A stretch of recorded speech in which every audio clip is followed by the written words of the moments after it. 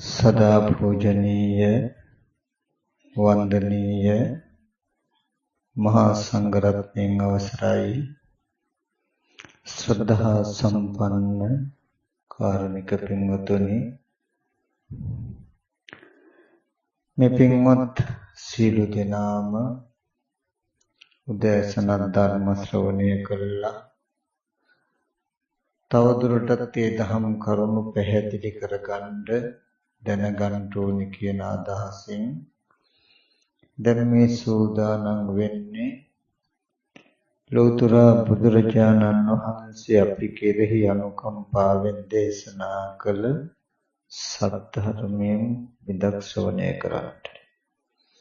එනිසා හැම දිනාටම මතක් කරනවා ඊ타ත්ම ඕනෑකමින් ඊ타ත්ම උවමනාවෙන් මේ දේශනාව ශ්‍රවණය කරන්නට කියලා.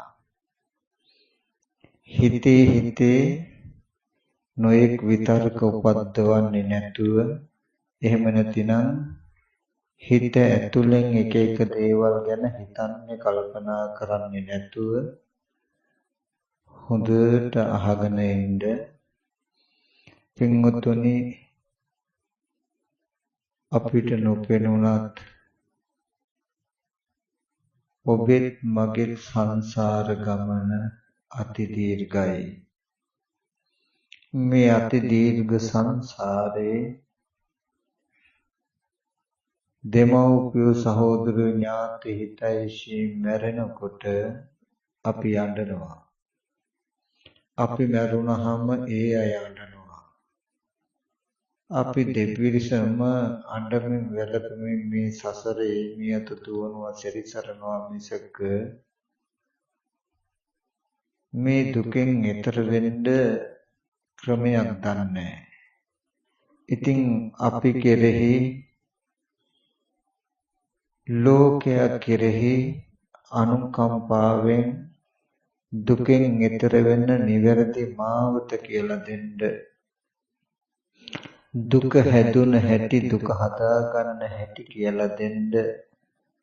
අපේ වැරද්දෙන් දුක හදාගෙන දුක් විඳින හැටි කියලා දීලා මෙන්න මේ වැරද්ද නොකළොත් මෙන්න මේ විදියට කළොත් මේ ජීවිතයේ සතු දුකෙන් නෙමෙයි සියලු සංසාරික දුකෙන්ම මිදී ගන්නට පුළුවන් බව අමාමෑණියන් වහන්සේ දේශනා කළා. ඉතින් අපි කෙරෙහි අනුකම්පාවෙන්මයි ලෝතර බුදුරජාණන් වහන්සේලා පහළ වුණේ.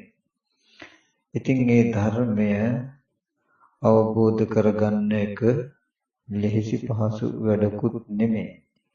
මොකද සසර බොහෝ කාලයක් අපි නීවරණ සහගත සිතක්ම භාවිතා කරලා කෙලෙස් සහගත සිතක්ම භාවිතා කරලා දුක උපදින ආකාරයටම කටයුතු කළා. ඒ කෙලෙස් වලින් මිදෙන දුකෙන් මිදෙන ධර්මයක් පෙන්වද්දී ඒක අපිට තේරුම් නොයෑම හිතට සැසඳෙන්නේ නැතිකම පුදුමයක් නෙමෙයි. පින්වත්නි, දවසක් ආනන්ද හාමුදුරුවෝ විශාලා මහනුවර පිණ්ඩපාතේ යනකොට ලිච්ඡවි කුමාරවරු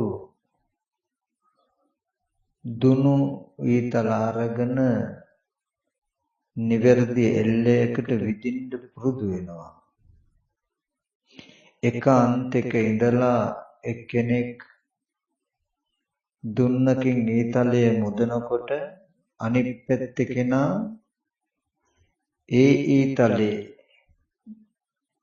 විදිනවා. ඊතලවල දෙකේ තුඩු දෙක එකට හැප්පිලා බිමට වැටෙන්න මේ ඊතලයේ අනිත් කෙනාගේ ඇඟේ හැප්පෙන්නේ නැති වෙන්න අනිත් කෙනාගේ ඊතලයේ අනිත් කෙනාගේ ඇඟේ හැප්පෙන්නේ නැති විදියට අරය විදින ඊතලයේ එන මාවතේ තුඩ බලාගෙන අනිත් කෙනා විදිනවා.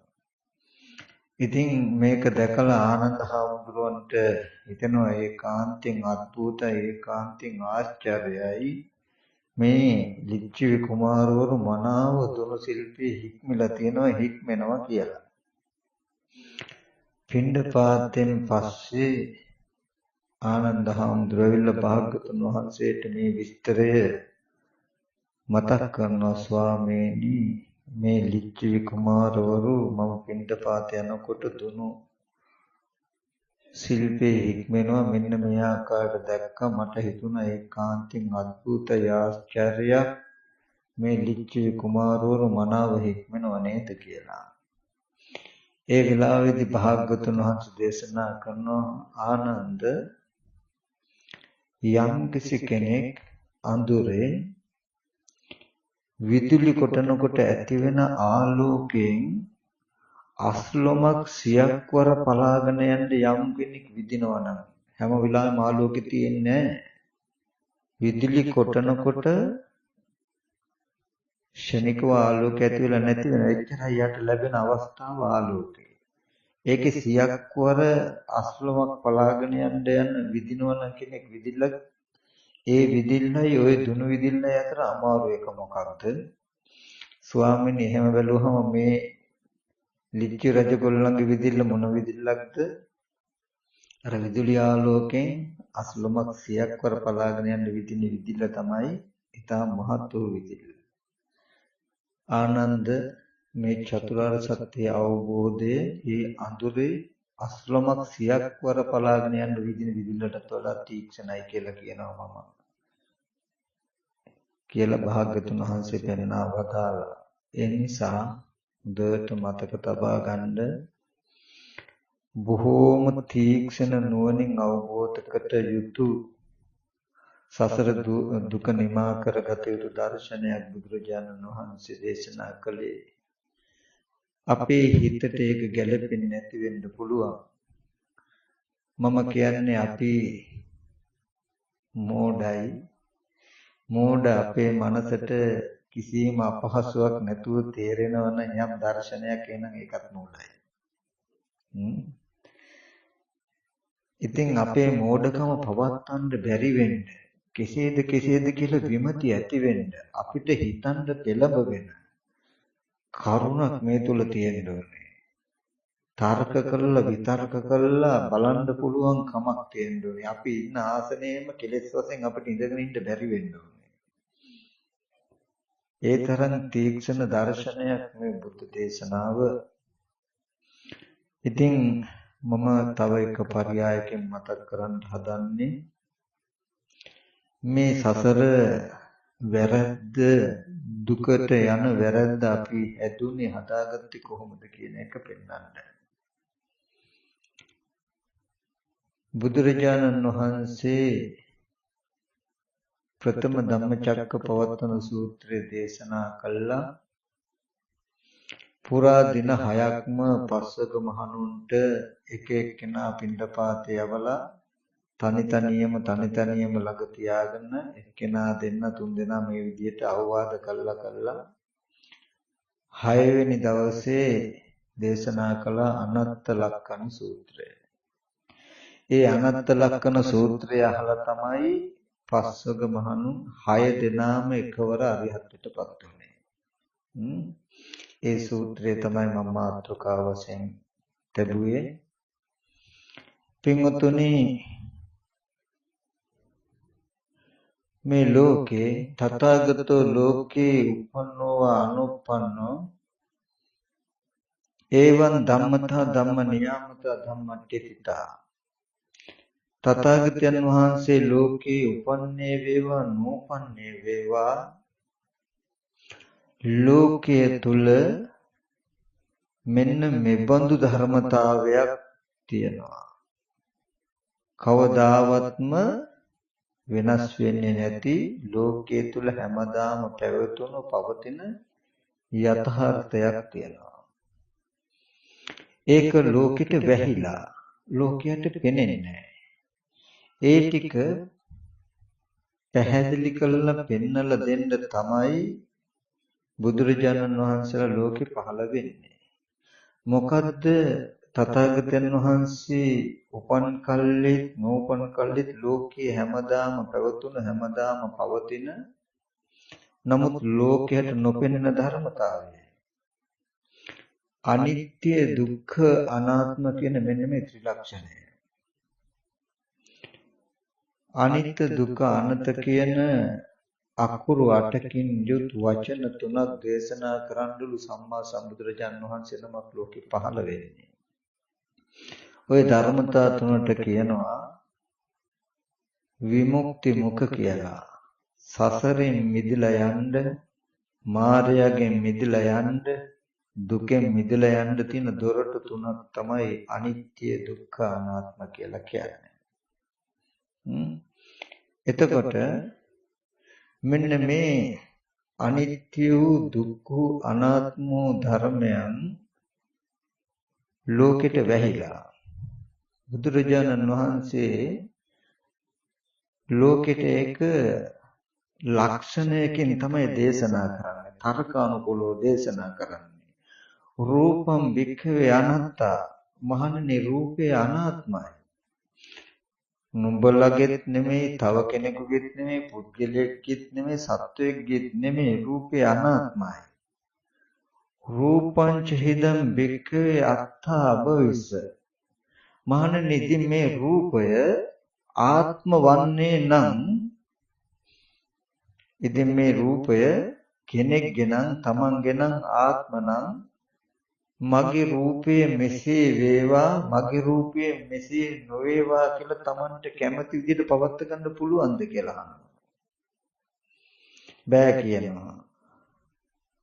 එහෙනම් තස්මා රූපං අනත්ත. ඒ නිසයි රූපේට අනාත්මයි කියලා කියන්නේ. ඉතින් රූපය ආත්ම නම් ආබාධයේ පිණිස පවතින්නේ නැහැ කියනවා.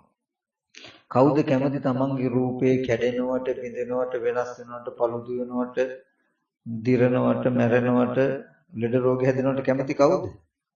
කවුරුත් කැමති නැහැ. කැමති නැති වුණාට මේ රූපේ කැඩෙනවා, බිඳෙනවා, ලෙඩ වෙනවා, පළුදු වෙනවා, වෙනස් වෙනවා, විනාශ වෙනවා පෙනෙනව නේද? එතකොට තමන් කැමති විදිහට තමන් වසඟේ පවත්වා ගන්න බැයි නම් පවතින්නේ නැත්නම් බුදුරජාණන් වහන්සේ දේශනා කරන මේ ලක්ෂණය මේ කාරණාවෙන් දකින්න රූපය අනාත්මයි. තමන්ගේ නෙමෙයි. රූපය අනිත්‍යයි. ප්‍රත්‍යයෙන් හේතුවකින් හැදෙන්නේ. ඒ හේතුව ඒ ප්‍රත්‍ය නැති වෙනකොට නැති වෙනවා. ඒ ප්‍රත්‍ය ඒ හේතුව නැති වෙනකොට නැති වෙනවා. ඉතින් රූපය නිට්ටය එකක් නම් තියෙන එකක් නම් ඒක නැති වෙන්න බෑ, වෙනස් වෙන්න බෑ, විනාශ වෙන්න බෑ. රූපය කියන එක දුක ගෙනත් දෙන්න පුළුවන් එකක්. යම් කිසි කෙනෙක් කුමන හෝ රූපයක් මම කියලා මගේ කියලා ඇසුරු කළොත් ඒ හැම රූපකින්ම ඒකාන්තෙම දුක ගලාගෙන එනවා, දුක ගෙනත් දෙනවා. මහණෙනි මේ ලෝකේ අනිත්‍ය නොවන එකම දෙයක් හරි තියෙයි නම් බය නැතුව මම කියලා මගේ කියලා ගන්න. මහණෙනි අනිත්‍ය නොවන එකම දෙයක්වත් මේ ලෝකේ නැති නිසා මම මතක් කරනවා කියනවා ඒක මම කියලා මගේ කියලා ගන්න එපා නුඹලට දුක් දුම්නසෙයි කියලා. එතකොට ඔතනදී අනිත්‍ය දුක්ඛ අනාත්ම ධර්මතාවය හැටියට දකින්ද ඇහැට පෙනෙන රූපය ඒ දෙන්නා ගැටීම නිසා එකතු වෙනවා නම් පැමිණෙනවා චක්කු විඥානය. ඒ ස්පර්ශය නිසා වේදනා සංඥා චේතනා හැදෙනවා. කෙටියෙන් ගත්තොත් කෙටි කළ ගත්තොත් ඔබට රූපයක් පෙනෙනවා කියන සිද්ධිය පෙනෙන අවස්ථාව රූපයක් දකින්න ඇහැට පෙනෙන රූපයත් ඒ සඳහා උදව් වෙච්ච චිත්තචෛතසික ටිකත් අනිත්‍ය ලක්ෂණයෙන්, දුක්ඛ ලක්ෂණයෙන්, අනාත්ම ලක්ෂණයෙන් යුක්තයි. ඔන්නෝය පෙනෙනදී ඉපද නිරුද්ධ වෙනකොටම අවිද්‍යාව වැඩ දෙකක් කරනවා. පෙනෙන රූපේ අනිත්‍ය ස්වභාවය, දුක් ස්වභාවය, අනාත්ම ස්වභාවය පෙන්වන්නේ. ඒ දැකපු රූපේ හිතෙන් සිහි කරලා අරගෙන හිතින් උපදවාගත් රූප නිමිත්තට නিত্য දෙයක්, සැප දෙයක්, ආත්ම දෙයක් හැටියට හිතේ තියෙන රූපයටයි අපි හිතන්නේ. නමුත් අපිට පේන්නේ හිතේ තියෙන රූපෙට කියලා. දැකපු රූපෙට අපි හිතනවා අනිත්‍ය වශයෙන්, දුක් වශයෙන්, අනාත්ම වශයෙන්.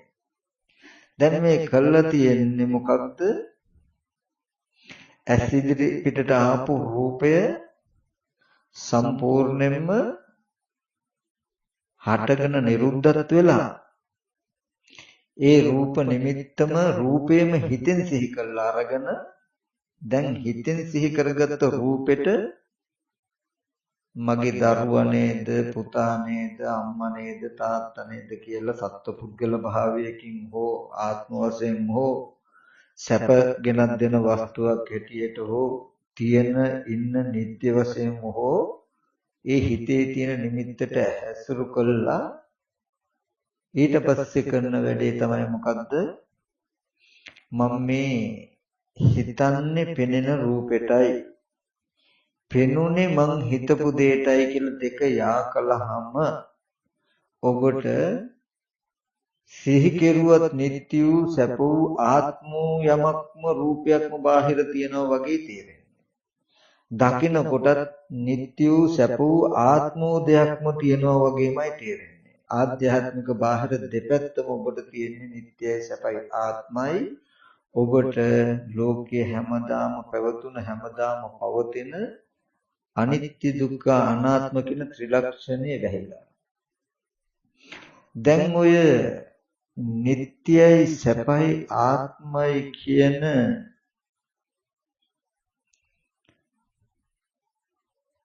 විපල්ලාස ටික ඇතුලේ ඒ කියන්නේ රූපේ සිහි කෙරුවත් කෙනෙක්ගේ රූපේ සිහි කරන්නේ ඇහෙන් දැක්කත් පෙනෙන්නේ කෙනෙක්ව.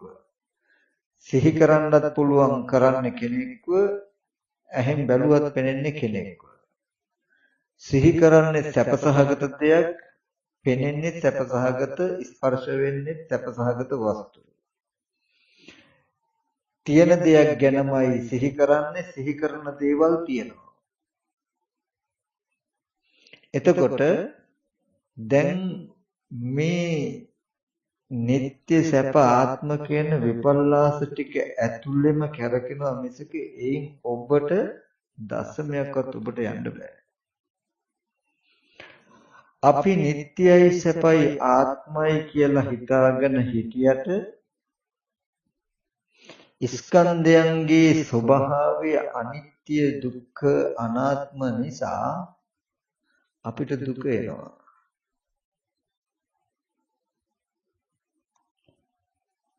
ස්පර්ශ ආයතන 6 අනිත්‍ය ස්වභාවයෙන්, දුක්ඛ ස්වභාවයෙන්, අනාත්ම ස්වභාවයෙන් යුක්තයි.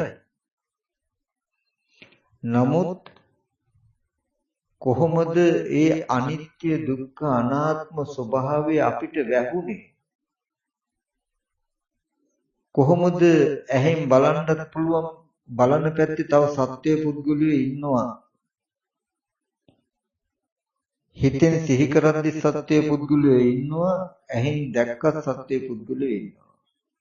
හිතෙන් සිහි කරන්න පුළුවන් තව පුද්ගලයන්ගේ කටහඬවල් අහන්නත් පුළුවන් කනෙන් තව පුද්ගලයන්ගේ කටහඬවල් කියන මට්ටමටපත් උනේ කොහොමද? අර අපි උදේ මතක් කළ පරයයමයි.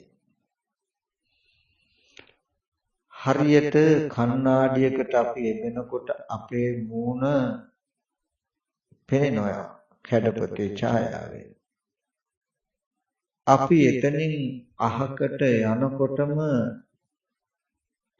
ඡායාව ඉතුරු නැතුවම නැති වෙනවා. නමුත් හිතේ ස්වභාවය තමයි දැකපු දේ ශනිකව හිතෙන් ඔසවලා ගන්නවා. ඊට පස්සේ පැත්තකට ගිහිල්ලා අපි දැකපු ඡායාව සිහි කරන්න පුළුවන්. අපි සිහි කරද්දි දැකපු දේ නිරුද්ධ වෙලා. නමුත් අපි දැන් හිතෙන් සිහි කරගෙන සිහි කරගත් දෙයට හිතනවා මම මේ දැක්ක දේ සිහි කරන්නේ. මේ දැක්ක දේ කෙනෙක්ගේ රූපයක්, පුද්ගලයෙක්ගේ රූපයක්, සත්වයෙක්ගේ රූපයක් කියලා. දැකපු දේ දැකපු කෙනා තියනවා වගේ තේරෙන්නේ. ඒ හින්දම බලන්න කියලා හැරලා බලනකොටම ආපහු කණ්ණාඩිය පේනවා. ඇත්ත නෙන්න මේ ඉන්නේ වගේ පේන්නේ අපිට තේරෙන්නේ. ඉතින් අර කෙලෙසේ උදව් වෙන්නේ ඉස්සෙල්ලා රූපේ ඉතුරු නැතුවම නිරුද්ධ වෙලා. දෙවනුවක කණ්ණාඩියක ඡායාව අපිට හදාගන්න වෙන්නේ හිතේ තියෙන කෙලෙස් ටික නිසා. ඉතින් මෙතෙන්දී මම මතක් කළේ එක කරුණක් ගැන. මොකක්ද? මේ අනිත්‍ය දුක්ඛ අනාත්ම කියන ලෝකේ සෑමදාම පැවතුණු පවතින ඇත්ත වැහුනේ මොකක් නිසාද කොහොමද කියන තැන හොඳට ගවේෂණය කරන්න. ඔකට තමයි කියන්නේ දුක්ඛ සමුදය සත්‍ය කියලා. නිට්ටය වූ සැප වූ ආත්ම වූ දේවල් කැඩෙන්න බිඳෙන දවසට විනාශ වෙන දවසට දුක එනවා. දුකට හේතුව ඒ දේවල් නිට්ටයයි සැපයි ආත්මයි කියලා තමන් හිතාගෙන ඉන්නකම. එතකොට මේ නිට්ටයයි සැපයි ආත්මයි කියලා පෙනෙන වස්තු ටිකේ නිට්ටයයි සැපයි ආත්මයි කියලා පෙන්නන ගතිය හැදුනේ කොහොමද කියලා බලන්න. අන්න එතනයි වටින්නේ. එතකොට තමයි අපිට තේරෙන්නේ පටිච්ච සමුපාදයේ අවිද්‍යාව පත්‍ය සංඛාරා කියලා ඇහැට පෙනෙන තැනක තියෙන්නේ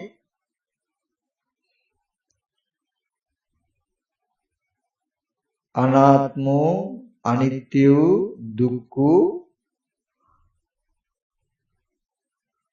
ස්කන්ධ ටිකක් ඒක තියෙන්නේ ආහාර ප්‍රත්‍යයෙන්. රූපේ කන බොන ආහාරය නිසා හැදෙන්නේ ඒ වේදනා සංඥා චේතනා ස්පර්ශය නිසා හැදෙන්නේ ඒ විඥානේ නාම රූප නිසා හැදෙනවා කියලා ප්‍රත්‍යයෙන් තියෙන්නේ හේතුවකින් තියෙන්නේ. ඒ ආහාර ටික නිරුද්ධ වෙනකොටම ස්කන්ධ ටික නිරුද්ධ වෙනවා. පෙනෙන දේ අතහැරෙනවා. එතකොට ශනිකවම පෙනෙන දේ අපි දැනගන්නවා කියන විඥාන දෙකක් නැහැනේ. දැන් රූපයක් පෙනෙන්නේ චක්කු විඥානයි. ඒක දැනගන්නවා කියනකොට මනෝ විඥානය උපදිනවා කියනකොට චක්කු විඥානයයි තදනු රූප ඊට අනුරූප වූ ධර්මයේ විදිලා ඉවරයි නිරුද්ධ වෙලා අතහැරලා ඉවරයි. අරගෙන අපි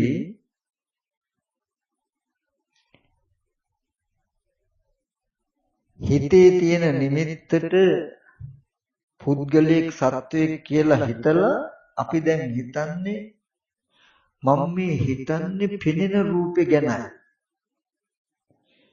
පෙනෙන රූපෙටයි හිතන්නේ හිතන රූපෙටයි හිතුවේ පෙනෙන රූපෙටයි පෙනුනේ හිතපු රූපෙටයි කියලා දෙක එකට යා කළාම සත්වය බාහිර පුද්ගලයෝ ඉන්නවා වගේ තැනකින් තමයි ඔබට දැනෙන්නේ. ඒ ආහාර ප්‍රත්‍යයෙන් හැදුණු සවිඥානික කයවල් දකිනකොටම තමන්ට අර තමන් හුරු පුරුදු කළ මනස සිහි වෙනවා ආපහු. එතකොට දැන් අනිත්‍ය දුක්ඛ අනාත්ම කියන ත්‍රිලක්ෂණය මොන විදිහටවත් තමන්ට පෙනෙන්නේ නැහැ. වැස්මක් ඇතුලේ බිත්තර කටුවක් ඇතුලේ කෙනෙක් ඉපදිලා ජීවත් වෙලා ඒක ඇතුළෙම මැරෙයිනම් ඉන්නේ මේ කෝෂයක් ඇතුළේ කටුවක් ඇතුළේ කියලා දන්නේ. ඒ වගේ අවිද්‍යාව නැමැති කෝෂය ඇතුළේ කටුව ඇතුළේ අපි හැමදෙනාම ඉපදිලා ඒක ඇතුළෙම ජීවත් වෙලා ඒක ඇතුළේ මැරලා යන අය. මේ අවිද්‍යාව නැමැති කෝෂයට පිටතින් තියෙන ධර්මතාවයක් තමයි මේ ත්‍රිලක්ෂණය කියන එක. ඒක කරන්න තියෙන්නේ අපිට අවබෝධ කරගන්නවා ත්‍රිලක්ෂණය අවබෝධ කරගන්නවා කියන එක පහසු නෑ. පහතට ගලන ගඟක උඩහට පීනනවා වගේ. නමුත් ලෝකයා කතා කරන තැනක ලෝකයේ ඇතුලේ අනිත්‍ය දුක අනාත්මය කතා කරනවා. නමුත් ඒකට කෙලෙස් ගෙවෙන්නේ මම අර උපමාවක් කියන්නේ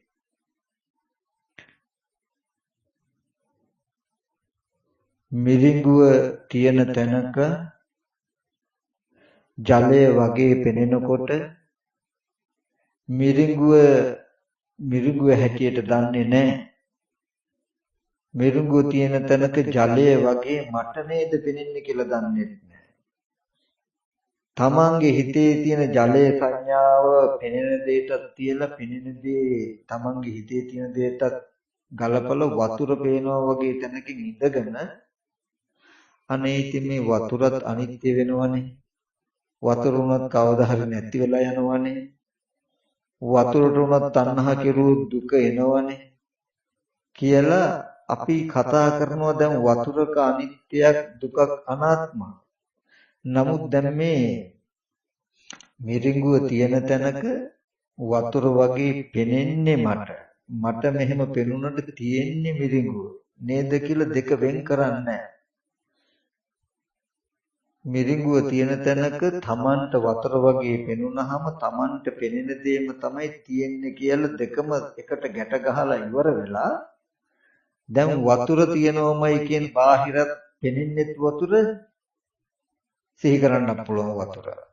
දැන් වතුර තියෙනවා කියන තැනක ඉඳගෙන මේ වතුර උනත් කවදා හරි අනිත්‍ය වෙනවා. ඒකටත් ඉතින් ඕනනම් කරුණු කිව්ව හැකි. නැවත නැවත වැස්සේ නැත්තම් ඉර හොඳට පායලා දවස් ගාණක් තිබුණාම වතුර බින්දු එකින් එක වාෂ්ප වී යනවා. විද්‍යානුකූලව ඉතින් ඔප්පු කරලා පෙන්නයි. ඊට පස්සේ ඔය වතුර උනත් හැදිලා තියෙන්නේ ඔක්සිජන් හයිඩ්‍රජන් මෙන්න මේ වගේ එකතු වෙලයි කියලා තව ඒවා වතුර හැදුන හැටි කතා කරා. කතා කරලා ඉවරලා ওই වතුරද අනිත්‍ය වෙනවා. මේ වගේ හේතුවකින් හැදෙන්නේ හිඳ වතුර දානාත්මයි. ඒකට තණ්හා කළොත් ඒක දුක එනවා කියලා කියයි. නමුත් අවශ්‍ය දේ වෙලා නැහැ. මෝඩකම අවිද්‍යාව ඇතුළේ. ඒ වගේ අනාත්මෝ රූපය ඇස් ඉදිරි පිටට එනකොට ආත්මය කියන සංඥාවක් අපිට දැනෙනවා. මිරිඟුව තියෙන තැනක ජලය කියන සංඥාවක් දැනෙනවා. වගේ අනාත්ම රූපය එනකොට ආත්මය කියන ආත්ම සංඥාවක් අපිට දැනෙනවා. මට ආත්ම සංඥාවක් දැනුණට ආත්ම සංඥාවක් උපන්නට පෙනෙන රූපය අනාත්මයි නේද කියලා අපි දන්නේ. තමන්ගාව උපන්න ආත්ම සංඥාවම පෙනෙන පැත්තට තබලා පෙනෙන්නේ පුද්ගලයේ තමන්ට හඳුනන්න පුළුවන් සිහි වෙන්නේ පුද්ගලයෙක් කියලා දෙක යා කළලා ආත්ම කරගෙන අනේ ඉතින් මිනිස්සුયો සත්වයෝ කවදා හරි දවසක මැරෙනවනේ කියලා ඔන්න සත්පුද්ගල භාවය ඇතුළේ අනිත්‍යයක් බලනවා. මේ පුද්ගලයන්ට සත්වයන්ට දරුවන්ට උනත් තණ්හා කිරුවොත් දුක එනවනේ කියලා දුකකුත් කතා කරනවා. මේවා මම මගේ කියලා ගන්න පුළුවන් කමකුත් නැහැ කියලා කතා කරනවා. නමුත් මේ වැරද්ද හැදිච්ච හේතුවට ප්‍රශ්නෙන් එළියට යන්නේ. ඒකයි මම හැමදාම කියන්නේ අපි ප්‍රශ්නේ ඇතුලේ ප්‍රශ්නේ ලියන්න උත්සාහවත් වෙන කට්ටියනේ. බුදුරජාණන් වහන්සේ දේශනා කළේ එක්තරා දේවතාවෙක් ඇවිල්ලා අහනවා කතංසු මාරිස ඕගමතරති නිදුගානන් වහන්සේ නුඹ වහන්සේ කොහොමද ඕගේ තරණය කළේ කියලා. අපපතිට්ඨං කෝ ආයසෝ අනායෝහං ඕගමතරති මම ඕගේ පිහිටහද නොසිටමින් වෑයම්ද නොකරමින් ඕගේ තරණය කළා කියලා දෙවියට ඒක තේරෙන්නේ නැහැ. අවත්නි යම් කලක මම පිහිටා සිටීද එකල්ලි මම ගිලෙනවා ඔහුගේ ඇතුලේ. යම් කලතාක් මම වෑයම් කරයිද ඒ තාක් මම ඉල්පෙනවා. නමුත් පිහිටා සිටියත් වෑයම් කළත් ඔහුගේ ඇතුලේ මේ දෙකම දොස් සහිතයි කියලා දැකලා පිහිටාද නොසිටීමෙන් වෑයම්ද නොකරමින් ඔහුගේ තරණය කළා කියලා භාගතුන් වහන්සේ ප්‍රකාශ කරනවා. ඒකේ අපිට තේරෙන විදිහට ගත්තොත් වතුරකට ඕගොල්ලෝ බැස්සොත් ගැඹුරු වතුරකට කිසිම උත්සාහයක් නැතුව අත් දෙක බැඳගෙන හිටියොත් මොකක් වෙයිද? තදස සංසේදාන එකලි යට යනවා. කිමිදෙනවා. ඉබේම වතුර යට යනවා නේද? ගිහිල්ලා මැරෙනවා. බැරි වෙලා වතුරේ අත්ගගහ උත්සාහවත් වී හිටියොත් උඩ පාවෙලා ටිකක් කල ඉන්න පුළුවන්. නමුත් එහෙම උත්සාහවත් වෙලා ඉඳලා ඒකත් බැරි ගිහිල්ලා ගිල්ලා මැරෙනවා. ඕගේ ඇතුලේ උත්සාහවත් වෙවි හිටියත් ගිලිලා මැරෙන්න වෙනවා, උත්සාහවත් වුණත් මැරෙන්න වෙනවා. මේ දෙකේම දොස් සහිත බව දැකින නිසා දකින්න කෙනා මොකද කරන්නේ? වතුරේ ඉන්න කල්පනාවක් නැහැ, අත් දෙක බැඳගෙනවත් උත්සාහවත් වෙනවා. එයා පුළුවන් තරම් පරතරයකට යන්න පීනනවා. පීනන කෙනා ඉන්න උත්සාහයක් නැතුව ඉන්න කෙනාටත් උත්සාහවත් වෙවි ඉන්න කෙනාටවත් අයිති කෙනෙක් නෙමෙයි. එයා පීනනවා. පීනලා කොහොම හරි පරතරයකට යනවා. ඒ වගේ මේ කාමෝග, භවෝග, ditthiyෝග, අවිජ්ජාෝග කියන ඕගෙන් හැදුණු ලෝකෙ තුල කිසි කෙනෙක් ඒකෙන් එතර වෙන්න කිසි උත්සාහයක් නැතුව ඔය හේ ඉන්න අත් දෙක බැඳගෙන අර වතුර මැද ඉන්න මිනිස්සයා වගේ වැඩට යනවා, ගෙවල් දොරවල් හදනවා, මුදල් පෝෂණය කරනවා, ওই විදිහට කරමින් ඒගොල්ලන්ට එක හැඟීමක්වත් ගානක්වත් නැහැ මේක ඇතුලේ. ඒගොල්ලෝ ඕගේ ඇතුලේ ගිලිලම මැරෙනවා. වගේ සසරටම යනවා එහෙම. ඔන්න ඕගේ ඇතුලේ උත්සාහවත් නොවේ. තව කෙනෙක් මේකේ වෑයම් කරනවා. ගින්න ගොඩක් ඇතුලේ නොපිච්චින්න එහාට පැන මෙහාට පැන උත්සාහවත් වෙනවා වගේ. ඕගේ ඇතුලේමයි අනිත්‍ය නිට්ටයයි සැපයි ආත්මයි කියලායි හිතෙන්නේ, නිට්ටයයි සැපයි ආත්මයි කියලායි පෙනෙන්නේ. මේ පෙනෙන මානසික මට්ටම හැදුනේ කොහොමද කියන එක පරීක්ෂණය කරන්නේ. ඒකට හේතු හොයන්නේ. ඒක ඇතුලේ අනිත්‍ය දෙයින් මිදෙන්න, දුක් දෙයින් මිදෙන්න, අනාත්ම නිට්ටය භවෙන් මිදෙන්න, සැප භවෙන් මිදෙන්න, දුක් භවෙන් මිදෙන්න උත්සාහවත් වෙනවා. එපමණකින්ම නිට්ටය භවෙන් මිදෙන්න, දුක් භවෙන් මිදෙන්න, සැප භවෙන් මිදෙන්න, ආත්ම භවෙන් මිදෙන්න උත්සාහවත් වීමෙන්ම තියෙනවා එයාට නිට්ටයයි සැපයි ආත්මයි කියන එක ඇත්ත වෙලා. කෙනෙක් නිට්ටයයි සැපයි ආත්මයි කියන එක ඇත්ත වෙලා ඒක තුලම කටයුතු කරගෙන ඉන්නවා. කෙනෙක් නිට්ටයයි සැපයි ආත්මයි කියන එකකින් මිදෙන්න උත්සාහවත් වෙනවා. නිට්ටයයි සැපයි ආත්මයි කියන එකෙන් මිදෙන්න උත්සාහවත් වෙනවා කියලා කියන්නේ ආත්මයි සත්‍යයක් පුද්ගලයෙක් කියලා දකින්නේ. නමුත් උත්සාහවත් වෙනවා කොහොමද? පුද්ගලයෙක් කියලා බැලුවට මෙතන තියෙන කේසුලොම් නියදත් හම්මස් නාර ඇට මිදුළු පුද්ගලයෙක් කියලා කෙනෙක් නැහැනේ. සත්‍යයක් කියලා නැහැනේ කියලා බලනවා. නැත්තම් මේක කන බොන ආහාරයෙන් හැදලා තියෙන මේක අනිත්‍යයිනේ කියලා බලනවා. මේ විදිහට පුද්ගල භාවය අයින් කරගන්න බලනවා. නමුත් මේ ප්‍රශ්نين එළියට යන්න කියලා මම කියන්නේ. මේකට උත්තර හොයන්න එපා. මේ නිට්ටයයි සැපයි ආත්මයි කියන එක අවලංගු කරන් අයින් කරන්න එපා. අනිත්‍ය දුක්ඛ අනාත්ම ස්කන්ධ ටික නිට්ටයයි සැපයි ආත්මයි කියලා මට පෙවුනේ කොහොමද? මට පෙනෙන්නේ කොහොමද? මොකද්ද මේකට කාරණාව කියන පරිශ්‍රණය කරන්නේ? ඒකයි දුක්ඛ සමුදය ඥානං කියනකොට දුක ඇතිවීම පිළිබඳ නුවණක් තියෙන්න ඕනේ යාට. එතකොට තමයි දන්නේ අනිත්‍ය දුක්ඛ අනාත්ම ස්කන්ධයයි මේ ස්පර්ශ ආයතන හය නැත්තම් ඇහැට පෙනෙන රූපයේ කනට ඇහෙන ශබ්දේ සැබෑම ඇත්ත.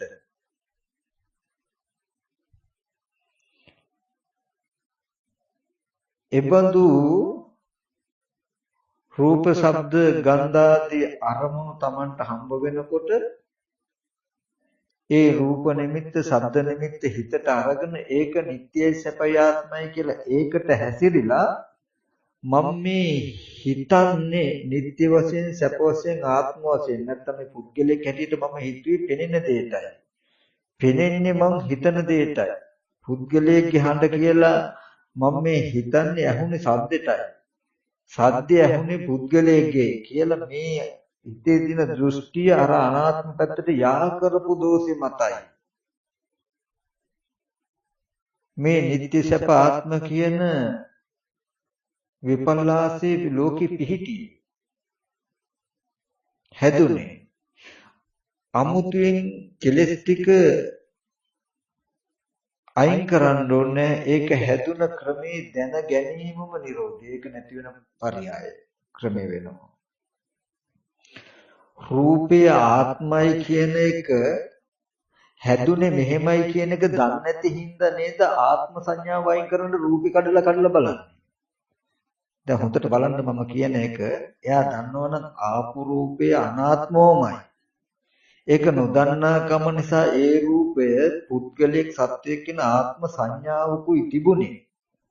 මේ ආත්ම සංඥාව පෙනෙන රූපය නිසා වර්ධවා උපද්දගත්ත එකක් කියලා දැකලා පෙනෙන පැත්තට යාකලේ නැත්තම් පෙනෙන රූපය ආත්ම වෙන්නේ දැන් රූපය අනාත්මයි. අනාත්ම රූපය ආරම්භය දකින්නකොටම හිතෙන් රූපේ සිහි කරගෙන ආත්ම සංඥාවක් හදාගත්තා නම් ආත්ම දෘෂ්ටියක් හදාගත්තා නම්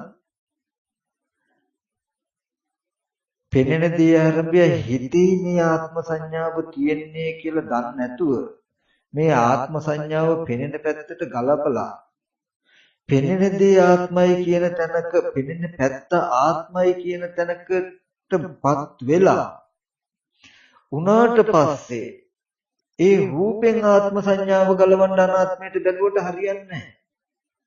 මම කියන එක තේරෙනවද? දැන් මේ රූපය කෙනෙක් කියන එක හැදුන හැටි දන්නේ නැතුව දැන් රූපය කියන එක කෙනෙක් වෙලා කෙස්ලොම් මම කෙනෙක් කිව්වට මේකේ තියෙන කෙස්ලොම් නේද ධම්මස්නහර නේද කියලා බැලුවට දැන් කෙනා කියන එකටමයි මෙයා කෙනා නැහැ කියලා බලන්න කියන්නේ උත්තර සපයනවා. කෙනා ඉන්නවා කියනවා කෙනෙක් කෙනා නැහැ කියනවා. මේ උච්චේ සහස දෘෂ්ටි දෙකක් මිසක අන්ත දෙකක් මිසක ප්‍රශ්නෙන් විසඳෙන්නේ නැහැ. නමුත් බුදුදහම ගොඩාක් තීක්ෂණයි. ගොඩාක් තීක්ෂණයි. බුදුරජාණන් වහන්සේ දේශනා කරන්නේ සත්‍ය පුද්ගලයෝ මැරිලා මරුණු නිසා ඔබට දුක එන්නේ ඔබට සත්වයන්ගේ පුද්ගලයන්ගේ ආත්මීය වූ රූප තියෙන නිසායි. රූප තියෙන නිසායි. ඒ රූප දුක ගෙනත් දෙන්න පුළුවන් ආත්මීය වූ රූප ඔබට හැදුනේ කොහොමද? බුදුරජාණන් වහන්සේ ඉස්ලාම් පෙන්නනවා ඇස් ඉදිරි පිටට ආපු වස්තු ටික අනාත්මයි මේ ආහාර ප්‍රත්‍යයෙන් හැදුනේ. ඒබඳු දේ එබඳු රූප එබඳු ශබ්ද අනාත්මෝ ඒ අනාත්ම ස්වභාවය නොදන්නා කමින් හිතෙන් සිහි කරගෙන හිතේ තියෙන නිමිත්තට නිත්‍ය වශයෙන් සැප වශයෙන් ආත්ම වශයෙන් පුද්ගල වශයෙන් හිතෙන් අර රූපෙ දිහා බලනවා හිතනවා පෙනෙන රූපෙට කියලායි හිතෙන්නේ යාද. නමුත් මේ හදන්නේ ගොඩනගන්නේ මනස. හිතේ තියෙන විතරක ටික. ඊට පස්සේ දැන් යාගේ හිත තියෙන්නේ සංඥාව තියෙන්නේ දිට්ඨිය තියෙන්නේ රූපේ සත්‍ය පුද්ගලයේ ඉන්නවා කියන එකෙන්මයි. මේ කෙලෙස් ටික තියෙන රූපේ බලාගෙන. ඒ තමන් සත්වයන්ගේ පුද්ගලයන්ගේ ආත්මීය වූ රූපයක් තියෙනවා කියලා හිතාගෙන ඉන්නකොට ඒබඳු රූප වෙනස් වෙනකොට විපරිණාම වෙනකොට දුක එනවා. ඒක තමයි දුක. දුකට හේතුව මොකක්ද? මේ නিত্য සැප ආත්ම කියන මනසේ උපන්න විපල්ලාස ටික රූපෙට අයිති කියන වැරද්ද. ඒ වැරද්දට හේතුව මොකක්ද? රූපයක සැබෑම ස්වභාවය නොපෙනීම. ඔබ රූපේ හැදිලා තියෙන්නේ කුණප කොටස් ටිකක්, සතර මහා ධාතුයි, කන බොන ආහාරයෙන් හැදෙන දෙයක් කියලා පෙන්වන්න ඕනේ. මේ විපල්ලාස ටික ආත්ම සංඥාව ඒ රූපෙ මතට සංක්‍රමණය වෙන්න නොදෙන්න මිසක තමන්ගේ ආත්ම සංඥාව රූපෙ මත පතිත වුණාට පස්සේ ඒ ආත්ම සංඥාව අයින් කරගන්න බැලුවට වැඩක් නැහැ. එතකොට අර වතුරේ අනිත්‍ය බලනවා වගේ තමයි. මම කතා කරන ටික බොහොම සියුම්. නමුත් අනුශය කියන එක හින්දෙන්නේ නැහැ නැත්තම්. අර මිරිඟුව කියන එක දකිනකොට ජලය වගේ සංඥාවක් එන්නේ. පෙනෙන පැත්තේ තියෙන මිරිඟුව පහළ වෙන්නේ ජලය වගේ සංඥාවක් දෙපැත්තක් තියෙනවා. නමුත් ඒක දන්නේ නැත්තම් පහළ වෙන ජලය වගේ සංඥාවම අරගෙන පෙනෙන්නේ ජලය. මට දැනෙන්නේ සිහි වෙන්නේ ජලය, තියෙන්නේ ජලයේ තියෙන හිඳයි පෙනෙන්නේ කියලා දෙක යා කළාට පස්සේ අපි කොච්චර ඒක ඇතුලේ වතුර අනිත්‍යයි, වතුරට තණ්හා කිරුවොත් දුක එනවා, වතුර කියන එක කෙනෙක්ගේ නෙමෙයි කියලා බලන්න පුළුවන්. බලන අවස්ථාවට රාග දේශ මොහ අඩු වෙනවා. ඇයි දැන් අකුසල විතරක නැහැනේ. රාග දේශ මොහ අඩු වෙනවා. නමුත් අවිද්‍යාව අංශය වෙනවා. අවිද්‍යාව අංශය නැති වෙන්නේ නැහැ. ඒ වගේ මේ පෙනෙන පැත්තේ සත්‍ය පුද්ගලයෝ ඉන්නේ කියන අදහස ඕගොල්ලන්ගේ තියෙද්දි ඒක හැදුනේ කොහොමද කියලා දන්නේ නැතුව, ඉගෙන ගන්නේ නැතුව සත්‍ය පුද්ගලයෝ කියලා පෙනෙන්නේ සත්ව පුද්ගල භාවය අයින් කරන්න කෙලින්ම කටයුතු කරනවා කියලා කියන්නේ ඍජුවම මේ සත්ව පුද්ගල භාවයෙන් මිදෙන්න අයින් කරනකොට එහෙම හිතනකොට රාග දේශ මොහ අඩු වෙනවා, කෙලෙස් අඩු වෙනවා. අඩු වුණාට මේ පෙනෙන පැත්ත සත්පුද්ගල ආත්ම භාවයක් ඇති කලේ කොහොමද කියන අවබෝධය ඔයගලන්ට ලැබෙන්නේ අනුශය හින්දෙන්නේ. ඒ ටික හිතෙනකන් කෙලෙස් අඩුයි, අඩු බව නිසා සමාධිය කුත්තේයි, తాවකාලිකව ඇලෙන්නේ ගැටෙන්නේ නැතුවත් ඉන්න පුළුවන් වී අර සමාධියේ බලය. යම් දවසකේ සමාධිය අතහැරුණු ගාම ආපහු හිතේ තියෙන ගතිය පෙනෙන දෙයටත්, පෙනෙන ගතිය හිතේ තියෙන දෙයටත් යාවෙන මේ වැරද්ද වෙනවා. ඉතින් මේකෙන් මට මතක් කරන්න තියෙන එකම එක දෙයයි මේ ස්පර්ශ ආයතන 6 ඔබට රූපයක් පෙනෙනවා කියන තැන එක් වෙනම මාන්තයක්. ඒක විපාක. කිසිම වෙලාවක හිතින් කීන් කිරින් කිසිවක්ම කරන්න බෑ. හොඳටත් බෑ, නරකටත් බෑ. කුසල සහගතවත් බෑ, අකුසල සහගතවත් බෑ, ලෝකෝත්තර විදිහටවත් බෑ. පෙනෙනවා කියන එක දිත්තේ දිත්තමත්තන් කියලා කියන්නේ පෙනීමක් විතරමයි. ඊට පස්සේ පෙනෙන දේ යංකින්චි සමුදය ධම්මං සම්බන්ධන නිරෝධ ධම්මං කියලා සමුදය ස්වභාව කොට ඇති හැම ධර්මයක්ම නිරුද්ධ වෙන ස්වභාවයෙන් යුක්තයි. ඒක නොදන්නා කම නිසා නිරුද්ධ වෙච්ච රූපය සිහි කළා අරගෙන ඇති බවට හෝ පුද්ගලයෙක් බවට හෝ කාම වස්තුවක් බවට හෝ ඔබ හැසිරෙනවා නම් අවිද්‍යාව පත්‍ය සංඛාර, කාම සංකප්ප, ව්‍යාපාද සංකප්ප, හිංසා සංකප්ප කියලා කියන්නේ. ඒ නිරුද්ධ වෙච්ච රූපය ආපහු සිහි කරලා ගන්නවා කියන්නේ දැන් ආපහු අලුතින් අභිනව භවයක් හදාගන්න කර්ම රැස් කරනවා. මේ ටික කර්ම භවය කියලා කියන ආපහු නැවත මේ වගේ ආයතන 6ක් හදා ගන්න ආරම්භය පටන් ගත්තා. අතිවරම ලැබුවා. අවිද්‍යාවෙන් දැකපු රූපේ සිහි කළා අරගෙන රාග, ද්වේෂ, මෝහ වශයෙන් ඒ නිමිත්තට හිතනවා නම් ඔන්න අපුඤ්ඤාභි සංඛාර. දැකපු රූපේ ඉතුරු නැතුවම නිරුද්ධ වෙනවා. ඒ බව නොදන්නා අවිද්‍යාව නිසා දැකපු දේ සිහි කළා අරගෙන දැකපු පැත්තේ තියෙන රූපේ අනිත්‍ය දුක්ඛ අනාත්ම දෙයක් හැටියට පෙන්වොත් ඔබට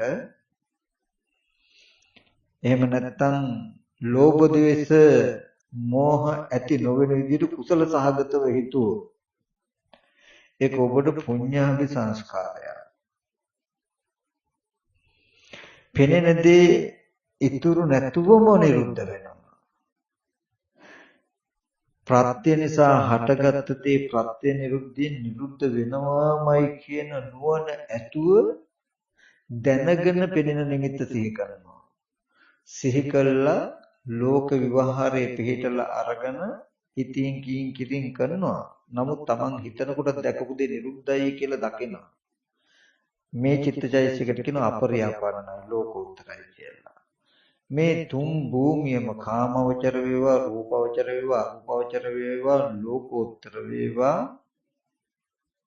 අර ධර්මතා තුනම අවිද්‍යාව ප්‍රත්‍යයෙන් හටගෙන නිරුද්ධ වෙන දේ නිරුද්ධයි කියන එක නොදන්නා කම. ලෝකෝත්තර කියන එක පෙනෙන පැත්තට අයිතිම නැහැ. පෙනෙන දේ හටගෙන නිරුද්ධයි ඌදී ඌ විදිහටම දන්නවා ප්‍රත්‍ය නිසා හටගත් ධර්ම ප්‍රත්‍ය නිරුද්ධ නිරුද්ධයි නේද කියලා නිරෝධය අරමුණු කරමින් දන්නා වූ දක්නා වූ චිත්තචෛතසික ටිකක් උපදිනවා. ඒකට කියන්නේ අවිද්‍යාව පත්‍ය කියලා සම්මා දිට්ඨි සම්මා සංකප්ප කියලා ඒකට කියන්නේ. ඒකද පෙනෙන දෙයට අයිති නැහැ. ඒකයි පෙනෙන දේට කිසි කෙනෙකුටවත් හීනකින්වත් ඒ පැත්තට යන්න බෑ. යන්න පුළුවන් ක්‍රම දෙකක් තියෙනවා. කෙනෙකුට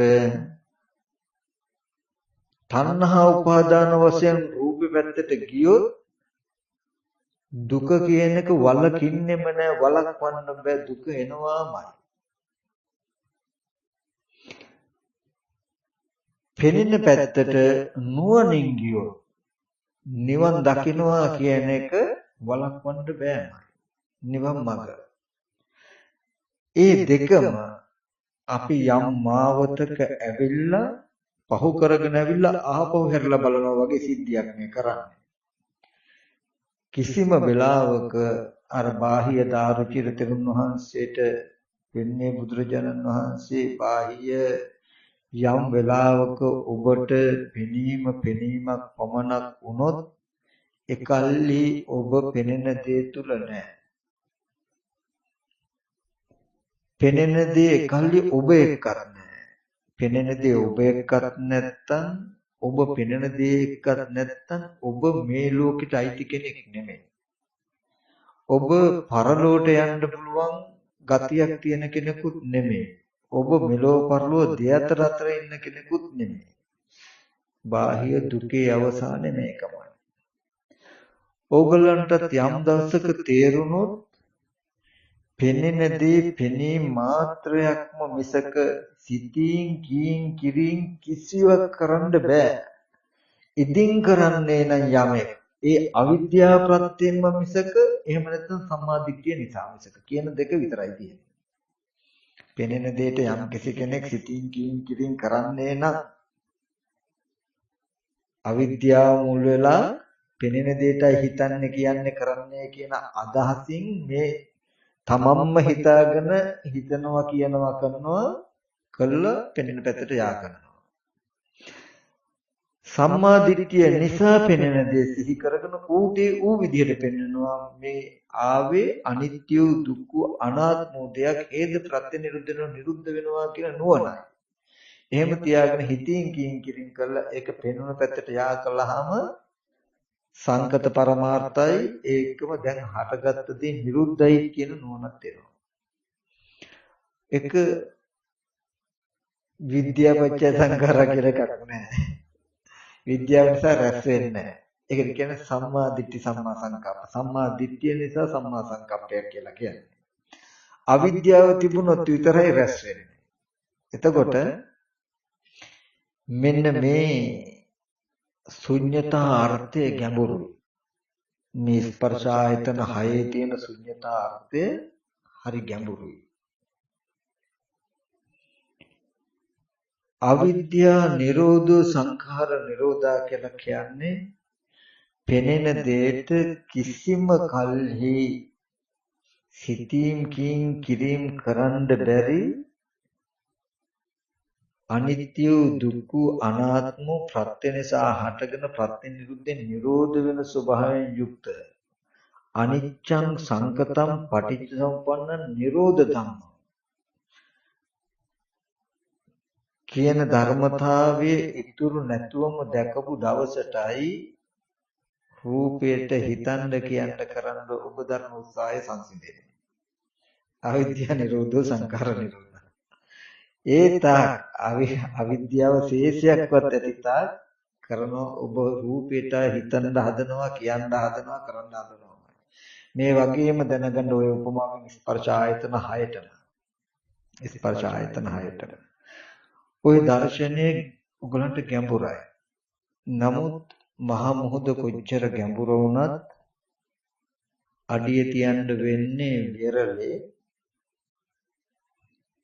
විලුඹුවක් තෙමෙන්නේ නැති තැනක ඉඳලා අනුක්‍රමයෙන් ගැඹුරු වෙලා තියෙනවා. ඒ නිසා ඔය දර්ශනයේ ගැඹුර වුණාට ඔය ගැඹුරු දර්ශනට යන්න ඔබට බුදුරජාණන් වහන්සේ බොහෝම සරල තැනකින් පනවලා තියෙනවා. මොකක්ද? මේ සතර සතිපට්ඨාන කායගත සතියේ ඉඳලා.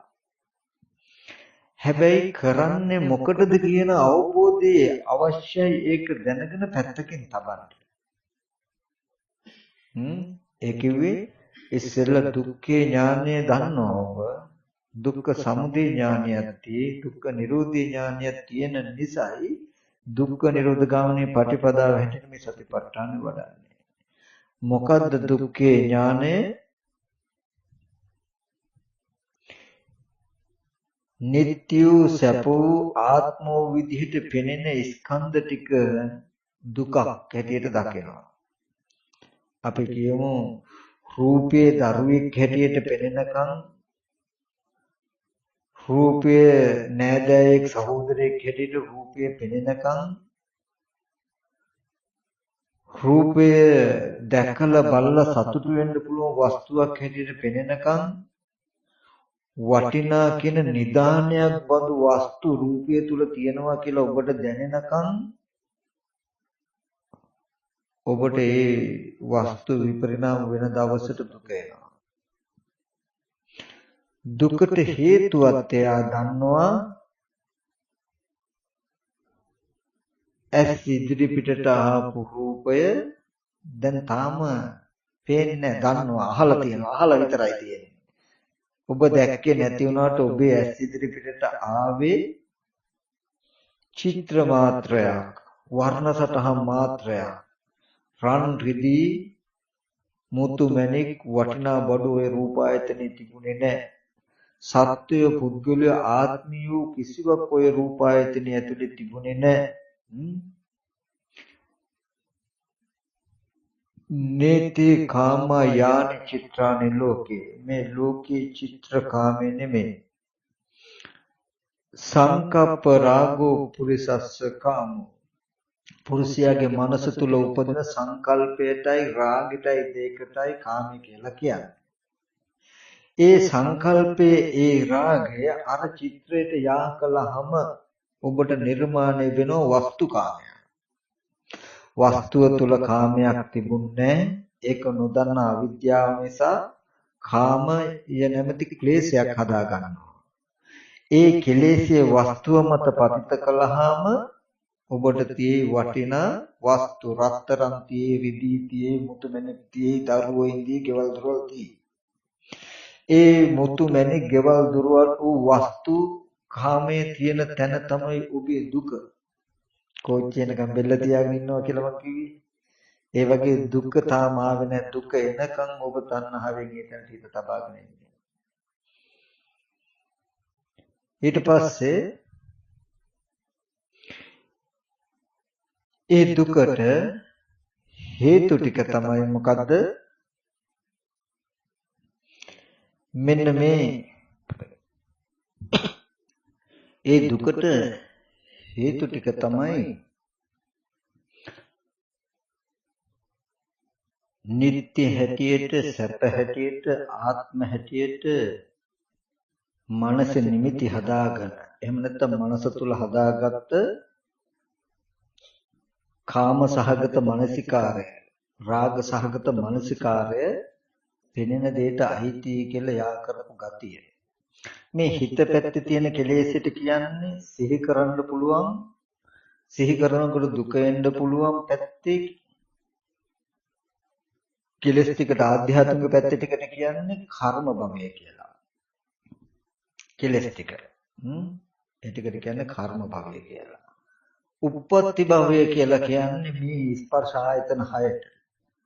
මේ කෙලස් ටික උප්පත්ති භවයට මෝඩකමින් යාකලොත් එතකොට ඔන්න සම්පූර්ණ වස්තුකාමයේ නිර්මාණය වෙලා.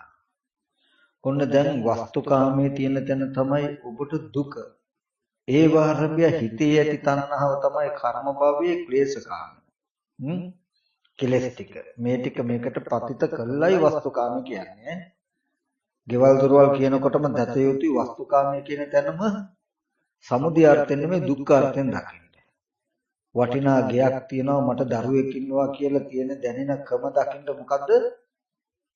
දුක්ඛ අර්ථයෙන්. ඒ ස්කන්ධ ටිකම නේ. එහෙම නැත්නම් මේ මම කියලා මේ ශරීරයේ දකින්න කවම දකින්න දුක්ඛ අර්ථයෙන්. ඔය දුක්ඛ සමුදය අර්ථය දකින්න මොකෙන්ද?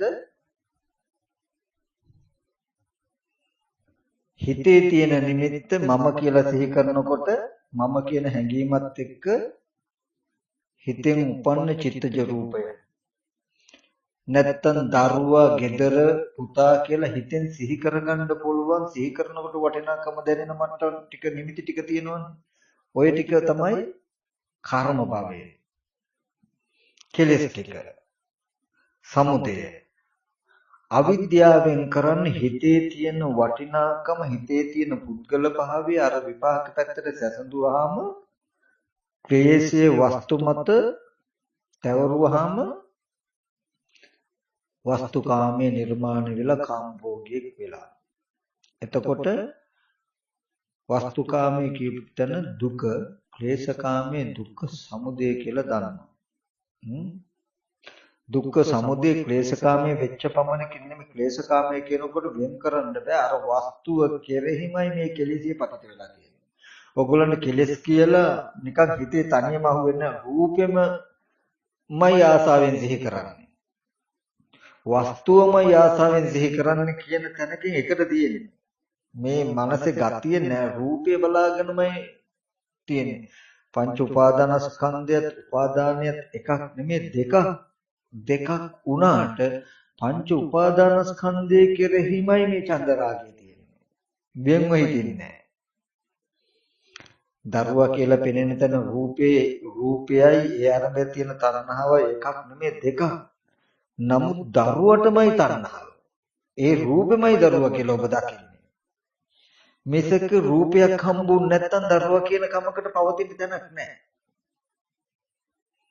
දැන් අහසේ වගේ තියනවද නිකන් මනෝමය සිද්ධියක් දරුවෙක් කියලා? නෑ, රූපයක්මනේ ඔබ දරුවෙක් කියලා ආදරෙන් දකින්නේ. මේ රූපේ දරුවා කියලා පෙන්වන කම කෙලෙස්. මේ ටික ස්කන්ධ ටික. මේ ස්කන්ධයි කෙලෙස් ටික දෙක එකට එකතු වෙලා මේ දුක නිර්මාණය වෙලා තියෙන්නේ. ඒකයි දුකෙන් සමුදය වෙන් කරන්න බෑ. හොඳට දන්නවා දුක ඇතිවෙච්ච හේතුව. මනසේ තියෙන කෙලෙස් සහගත ටික මේ පෙනුණු පැත්තට ගවේෂණය බහලපු දෝෂය නිසායි මේ දුක ආවේ කියලා දන්නවා. හිතේ තියෙන සත්පුද්ගල භාවය වටිනා වස්තු තියනවා කියලා තේරෙන ගතිය, සිහි කරන්න පුළුවන් ගතිය දැකපු දකින කිසිදු රූපාදී අරමුණක් මත තැබුවේ නැත්තම් තබන් නැත්තම් ඔබට දුක නිරුද්ධ වෙනවා. දුකට පිහිටන්න තැනක් නැහැ. විඥාණයට පිහිටන්න තැනක් නැහැ. මේ කෙලෙස් සහගත සිතට පිහිටන්න තැනක් නැහැ. ඔය ටික අහලා නමුත් ඔක පේන්නේ. ඒ හින්දා මේ කායගත සතිය නිතරම වඩනවා. මේ ආධ්‍යාත්මික ශරීරය ගැන බාහිර ශරීරය ගැන හොඳට භෞතිකව පිහිටි සැබෑ ස්වභාවය ඉමමේව කායං යථා තිතං යථා පනීතං ධාතුසෝ පච්චවිකරේ. මේ කය යම්සේ පවතිද යම්සේ පිහිටා පවතිද එසේ ඇත්ත ඇති හැටි මෙනෙහි කරනවා. කෙස් ලොම් නිය දත් හම්මස් නහර කියන්නේ මේ පඨවි ධාතු කියලා හොඳට පෙන්නනවා. පිරිසින් සරව කියන්නේ ආපෝ ධාතු කියලා පෙන්නනවා. ඒ වගේ භෞතික පැවැත්ම සතර මහා ධාතු බව හෝ කුණුප කොටස් ටිකකින් යුක්ත බව හෝ පෙන්නලා කන බොන ආහාර නිසායි හැදිලා තියෙන්නේ කියලා බලනවා. මෙහෙම බල කලින් කලට මේ බඳු රූපය මම හිතින් කෙනෙක් කියලා සිහි කළ රූපෙ පැත්තට දැබුවම මට පෙනෙන්නේ කෙනෙක් වගේ නේද? එහෙම පෙනුනහම මට දුක ගෙනත් දෙනවා. ඒ රූපේ කැඩුණු දවසට මට කෙනාම නැතිවෙච්ච දුක විඳින්න වෙනවා නේද කියලා බලනවා. මෙබඳු ඇත්තක් පවතින රූපේ ආරම්භය මම හිතින් ඔය රූපේ දිහා කෙනෙක් පුද්ගලයෙක් කියලා බැලුවේ නැත්තම් සත්‍ය පුද්ගලයෙක් කියලා බැලුවේ නැත්තම් ඔය රූපේ වෙනස් වෙච්ච දවසට පුද්ගලයෙක් මරුණා පුද්ගලයෙක් නැසුණා කියන දුක මට එන්නේ නෑ නේද කියලා හොඳට බලනවා. බල මේ වගේ කරනවා. මම කලින් කලට අර විදිහට පෙන්නනවා. එහෙම පෙන්නකොට නීවරණ ධර්ම අඩු වෙනවා. තව සමාධි නිමිත්තකුත් ආනාපාන සතිය බුදු ගුණ අසුභය ආදී සමාධි නිමිත්තකුත් භාවිතා කරනවා. මෙන්න මේ විදිහට කරනකොට වෙන්නේ පෙනෙන දේ හිතන දේ දෙක එකට වෙලා පෙන්නන මේ ගතිය අතහැරෙනවා ටික ටික. දැන් අද අපිට අරමුණක් එක්ක මනස සම්බන්ධ වෙන ඔය කෙලෙස් සහගත ගතිය හෝ නුවණින් යුක්ත ගතිය දෙකම තියෙන්නේ මනෝ විඥාන මට්ටමේ. මනෝ විඥාන කියන මට්ටමේ. ඔය මනෝ විඥානයේ සක්‍රිය වෙන ක්‍රම දෙකක් තියෙනවා. විභූතාරම්මන සහ අවිභූතාරම්මන කියලා. ඒ කියන්නේ රූප ශබ්ද ආදී කුමන හෝ ආරම්භණයක් එල්බගෙනම මෙහෙම තියෙද්දිම ඇහැට පෙනෙද්දිම පෙනෙන දේ ශනිකව මනෝමයෙන් සිහි කරගෙන කෙනෙක් පුද්ගලික කියලා තීරණය කළා ආපහු පෙනෙන දෙයක තියෙන ශනිකව ගනුදෙනු කරන්න පුළුවන්කමත් මනසට තියෙනවා. ආරම්මණය එහෙමම තියෙද්දි ඒකට කියනවා විභූත ආරම්මණය කියලා. දැන් ඔබට gedara සිහි කරන්න පුළුවන් නම් gedara ඉන්න ළමයෙකු සිහි කරන්න පුළුවන් නම් දැකපු ආරම්මණය අතහැරිලා නමුත් සිහි කරගත හැකි. එතකොට ඒකට කියනවා විභූත ආරම්මණය. අරකට කියනවා අවිභූත. අවිභූත කියන්නේ දුරු වෙලා නැහැ ආරම්මණය තියෙනවා. විභූතයි කියන්නේ ආරම්මණය නැහැ. මේ මනෝ විඥාණයට ඒ තරම් හැකියාවක් තියෙනවා. මෙහෙම පෙනෙද්දිම ශනිකව මේ විදිහටම රූප නිමිත්තක් සිහි කරගෙන ඒකට නිත්‍ය සැප වශයෙන් ආත්ම වශයෙන් හැසිරීලා ඒක පෙනෙන දෙයට ගලපලා සිහි කරන්නේ හිතන්නේ පෙනෙන දේ එකයි කියලා පෙන්වන්න පුළුවන් ගතියක් තියෙන හිත වේගවත් කියලා. අපි හිතන කියන කරන දේවල් මේ රූප, ශබ්ද, ගන්ධ කියන අරමුණු ටිකට තබනකොට අපි රූපේ පැත්තට නැඹුරු වෙලා ඉන්නකොට තියෙන හානිය ඔය ගෙවල් දොරවල් කැඩිලා දරුවෝ නැති වෙලා එන දුක නෙමෙයි තියෙන ප්‍රශ්නේ. මේ ආධ්‍යාත්මික කය සවිඥානික වෙන ඔය ක්‍රමයට. මලමිනියක් තිබුණොත් මලමිනියක් ඇතුළට මේ විඥානේ දැසගත්තොත් මොකක් වෙයිද? මම දෙකිවි මලමිනියක් තියෙනවා. දැන් මුකුත් හැඟීම් දැනීම මොනවද තියනවද නැහැ. ඒක ඇතුළට විඥානය දැසගත්තොත් සම්පූර්ණ ඒ ශරීරයේ හිතෙන් ඇඳගත්තා වගේ. ඒකට පණ දුන්නා. නැගිට හැකි. ඒ හිතෙන් හිතේ තියෙන චේතනාවෙන් අතපය හසුරවන්න කරන්න පුළුවන්. හිතෙන් වැඩ කළ හැකි. එතකොට කෙනෙක් කරනවා වගේ තේරෙන්නේ ඒක ඇතුළට බැසගත්ත හිතෙන් තමයි මේ ඔක්කොම කරන්නේ. යම් වෙලාවකදී විඥානය එකෙන් එළියට ආවොත් හිත තියෙනවා. නමුත් හිතට මේ කය තමන් කියලා තේරෙන්නේ දැනෙන්නේ. ඒ වගේ මේ සිහි වෙන අරමුණු බාහිර ස්පර්ශ ආයතන හයට තබන්න එපා කියලා කියන්නේ. තබනකොට අපි පෙනෙන රූප පැත්තට නැඹුරු වෙනවා කියලා මෙහෙම පෙවුනට ආධ්‍යාත්මිකයෙන් කළා තියෙන්නේ මොකද්ද? මේ සිත කයට බැසගෙන ඇහැ සවිඥානික කරලා බලලා ඉන්නේ තියෙන්නේ. කෙලිම වෙන බලන්න ක්‍රමයක් නැහැ. රූපේ බලන්නේ අපි කොහොමද? ඇහෙන්නේ. ඇහැ බලන්න නම් මේ තියෙන රූපාරම්මණය හිතෙන් අරමුණු කළා විඥානේ මේ කයට බැසගත්තාමයි ඇහැ හැදෙන්නේ. එහෙම හැදුනහමයි රූප පෙනෙන්නේ. ඒ හිත බැස ගන්න වාරයක් ගානේ මේ මුළු කයම තමන් වෙලා තියෙනවා. මේ කය කන බොන ආහාරයෙන් හැදුණු මේ රූපය ඉඳගෙන හිටගෙන නිදාගෙන ඇවිදින හතර ඉරියව්වකින් තමාව දකින්න පුළුවන්. තමාට හතර ඉරියව්වක් දක්වන්න පුළුවන් මට්ටමේ මේ කයකින් තමන්ව දකින තාක් කාමවචරයි. යම් කලක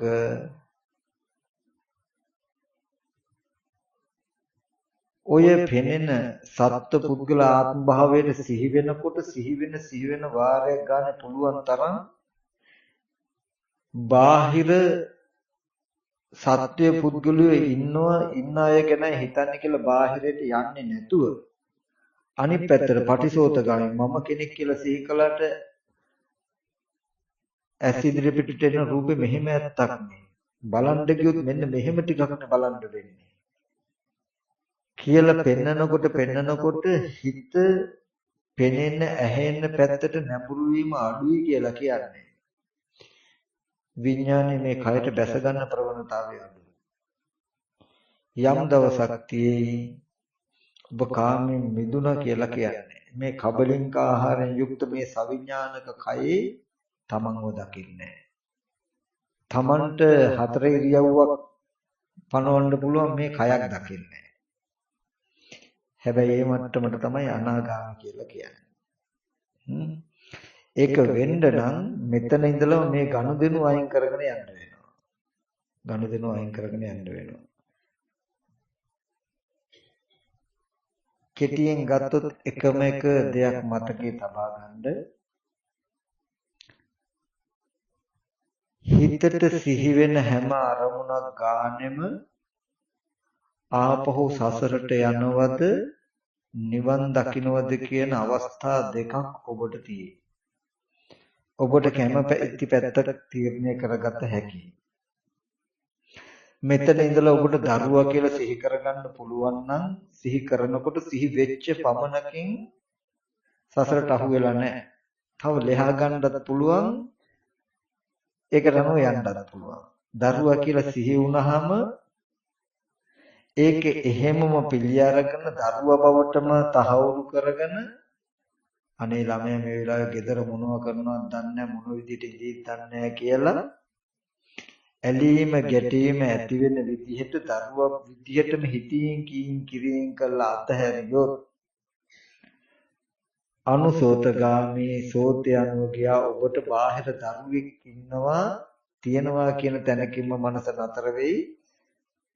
මේ ජීවිතේ දරු දුක විඳින්න වෙයි සසරටත් දරුවෝ හොයාගෙන යන්න වෙයි.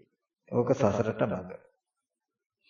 දරුවා කියලා සිහි වෙනකොටම පටිසෝතගාමී. නෑ මම දරුවා කියලා සිහි කළාට ඇස් ඉදිරි පිටට ආවේ සතිපට්ඨානට යොබ යන්නේ. නුවණින් යන්නේ ටග්ගල සතිපට්ඨානට. එතකොට ඇස් ඉදිරි පිටට ආවේ කන බොන ආහාරයෙන් හැදුණු සැබෑම ඇත්ත පෙන්වන්නේ.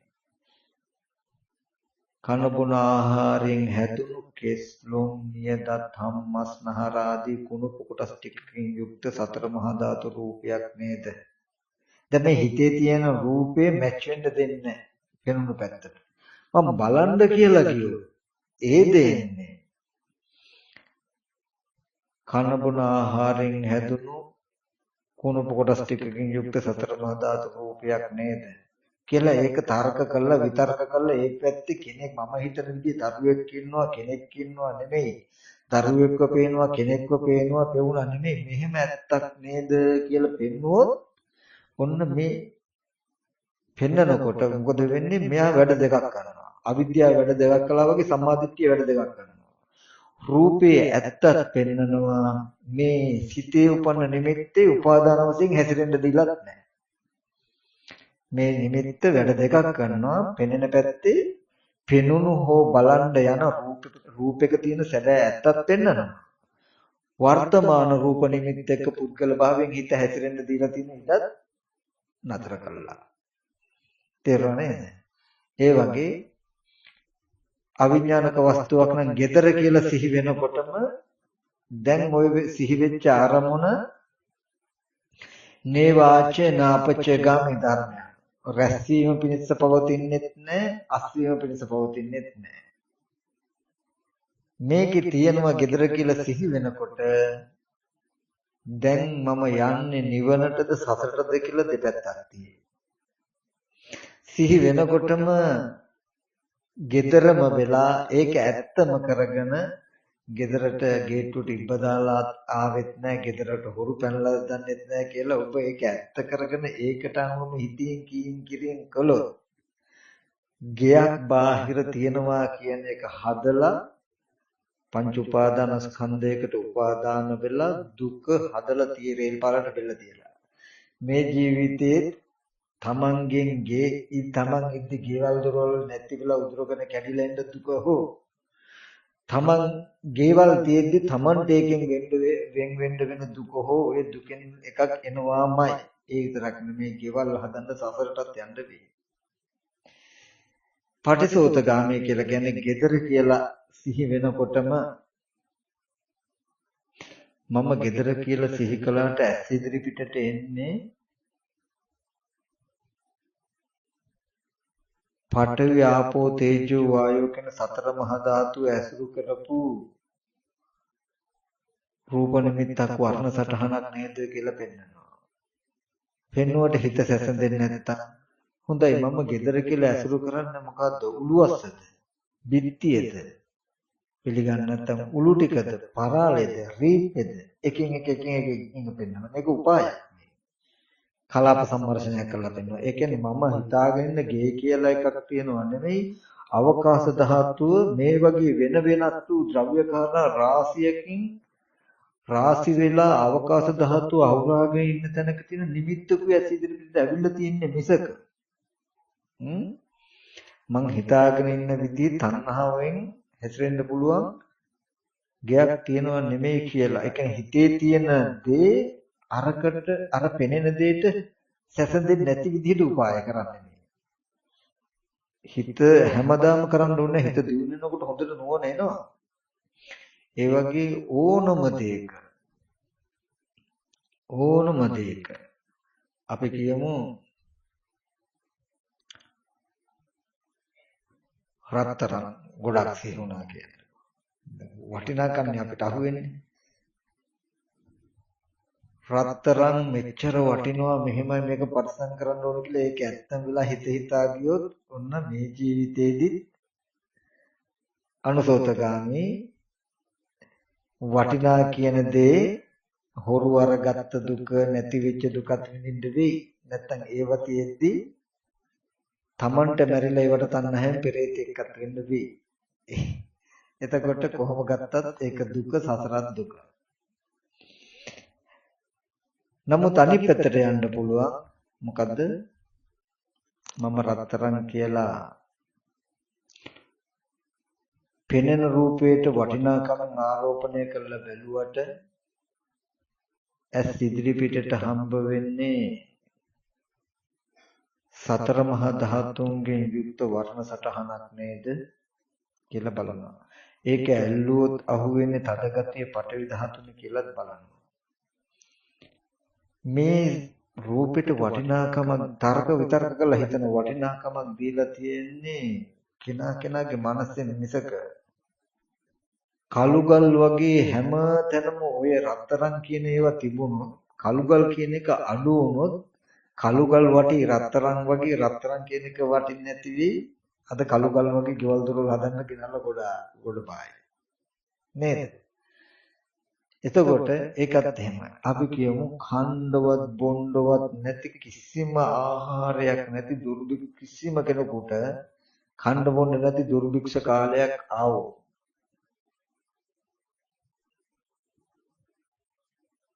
ඔය රත්තරන් වලින් වැඩක් තියෙද? ඔය රත්තරන් කියන එක දීලා පොල් අඩලයක් ඉල්ල ගන්න මට්ටමටපත් වෙන්නේ නැති වෙයි. ඒ වගේ මේකේ වටිනාකමක් දීලා තියෙන්නේ මේ වස්තුවකට සතර මහා ධාතුන්ගේ මේ නොඑක් අන්තර්ගතය මත වටිනාකම කියන එක පනවලා තියෙන මනසේ. ඒක අවලංගු වෙන්න වෙන විදියට තර්ක විතරක කරලා හිතන්න පුළුවන්. විශේෂයෙන්ම වග බලා ගන්න එක දෙයක්. අවිඥානික වස්තු පැත්තකින් තබන්න නොසලක හැරියත් කමන්නේ. අපේ ජීවිත බැඳිලා තියෙන්නේ සසරට හසු වෙලා තියෙන්නේ ආධ්‍යාත්මික තමන් කියන මේ සවිඥානික කයෙත් බහැර මගේ දුව පුතා කියලා සවිඥානික වස්තු ගැන තමයි අපේ බැඳීම තියෙන්නේ. පුත්තහ වත්තු මනස්ථාන. රත්තරන් කන්දක් තිබුණ දරුවෙක් හිටියොත් දරුවට අසනීපයක් වුණොත් ඒ දරුවා වෙනුවෙන් අර ඔක්කොම ටික අපි අයින් කරනවනේ නේද? ඒ වගේ කොහොමලා හරි මොන හරි දෙයක් කළා හරි දරුවා කොට ගන්න කියලා උත්සාහවත් වෙනව නේද? එහෙනම් රත්තරන් කියන එකට වඩා වටිනවා නම් දරුවා නැත්තම් සවිඥානික බව එතන තියෙන ආත්ම දෘෂ්ටිය ගැලවෙන විදිහට බලන්නකො. ඒක බලන්න පහසුයි. ඒකයි බුදුරජාණන් වහන්සේ සතිපට්ඨාන කායගත සතිය හැම වෙලාවෙම පරසත්තානං වා පරපුත්කලානං වා කියන බාහිරයත් ආධ්‍යාත්මික මේකයි අත්තිමස්මින් කායේ කේසලෝමන කදන්තා කියලා මේ ටිකත් පෙන්නනවා. ආනාපාන සතිය වගේ කමඨහනක් සති නිමිත්තේ නාසය කෙලවර හෝ තොල් දෙකව හිත තබාගෙන ආනාපාන සතිය වගේ කමඨහනක් වඩන්න. හිත කොහාටවත් යන්න දෙන්නේ නැහැ කියලා හිත දැඩි කරගෙන හොඳ සීයෙන් හොඳ උවමනාවෙන් සති නිමිත්තේ හිත තියාගෙන ආස්වාස වෙන බව ප්‍රස්වාස වෙන බවට නුවණින් ඉන්නවා. එහෙම හිතියට ඔන්න දන්නේම නැහැ හිත අහකට යනවා. අහකට ගියාම මොකද කරන්නේ? ආපහු මතක් කරලා ගන්නවා. ආයතර විදියට බොහෝම සිහියෙන් හිත කොහාටවත් යන්න දෙන්නේ නැහැ කියලා හිත වඩනවා. ඒ වගේ වෙලාවට Tamanට එක එක දේවල් සිහි වුණත් ඒව මෙනෙහි කරන්නේ නැහැ. මෙනෙහි කරන්නේ නැතුව අරමුණ නොසලකා හැරලා සමත නිමිත්ත ටිකක් ආශේවනය කරනවා. හිත දුවන ගතිය අඩු වුණාම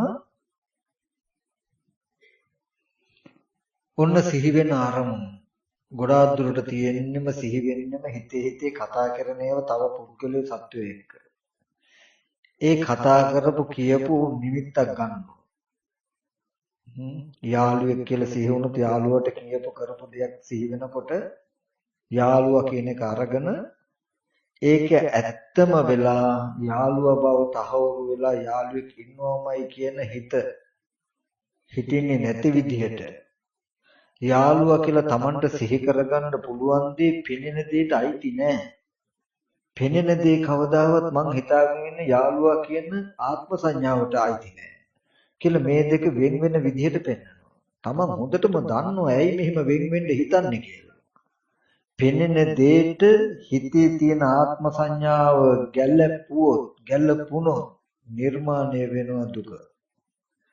දුක දන්නවා දුක ඇති වෙන හේතුව දන්න හින්දාමයි දුක නැති වෙනවා. මේ හිතේ තියෙන කෙලෙස් සහගත නිමිත්ත පෙනෙන දෙයට ගැළපුණේ නැත්තම් ඒ පෙනෙන වස්තුව විපරිණාම වෙච්ච දවසට මට දුක් විඳින්න හේතු හැදෙන්නේ නැහැ කියලා දුකේ නිරෝධය දන්න හින්දාමයි රූපේ ඇත්ත පෙන්වන්නේ මේ හිතේ තියෙන ගතිය රූපෙට බැහැ ගන්න බැරි වෙන්නේ.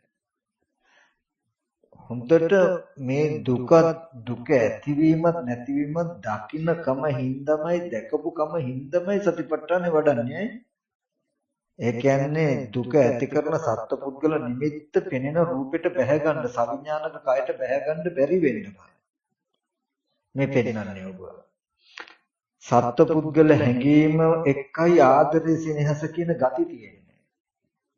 ඒ ආදරේ සෙනෙහසෙන් යුක්ත ගති සත්පුද්ගල හැඟීම පෙනෙන රූපේ පැත්තට බැසගත්තොත් ඔබට දැන් මෙහෙම ඉන්නකොට බලන්න ඔබේ හිත තියෙන්නේ මේ විපල්ලාස තියෙනවා සංඥා චිත්ත දිට්ඨි. කෙනෙකුට සංඥාවක්ම තියෙනවා හැඳිනීමක්ම තියෙනවා තව බාහිර සත්වයේ පුද්ගලයෝ ඉන්නවා කියලා. දිට්ඨියක්ම තියෙනවා ලෝකයට සත්වයේ පුද්ගලයෝ ඉන්නවා මැරිලා තව තැනක ඉපදෙන. පෙර කොහේ හරි ඉඳලා මෙහෙට ආපු මෙහෙ ඉඳන් ආපහු කොහේ හරි ඉපදෙන්න පුළුවන් සසර යන සත්වයෝ ඉන්නවා කියලා දිට්ඨියක්මත් තියෙනවා. එහෙම නැත්නම් සත්පුද්ගල සංඥාවකුත් තියෙනවා. එහෙම නැත්නම් දැන් මෙහෙම ඉන්නකොට තව බාහිර සත්වයේ පුද්ගලයෝ ඉන්නවා කියන හිත හෝ ඔබට තියෙනවා. දැනුම හෝ ඔබට තියෙනවා. අනිත් අය හෝ තියෙනවා. ඔය තුන් පොළම ගෙවෙන කම්ම ඔබට මේ සතිපට්ඨාන වඩනවා කියන එක කරන්න වෙනවා. රූපයක සත්‍යයක් ඉන්නවා කියන සංඥාවක් නැකෙනකන්, දිට්ඨියක් නැකෙනකන්, හිතත් නැකෙනකන්. එතනදී ඉස්සෙල්ලාම නැකෙන්නේ දිට්ඨිය, ඊගාට නැකෙන්නේ චිත්තය, ඊගාට අන්තිමට තමයි සංඥා නැකෙන්නේ. එතකොට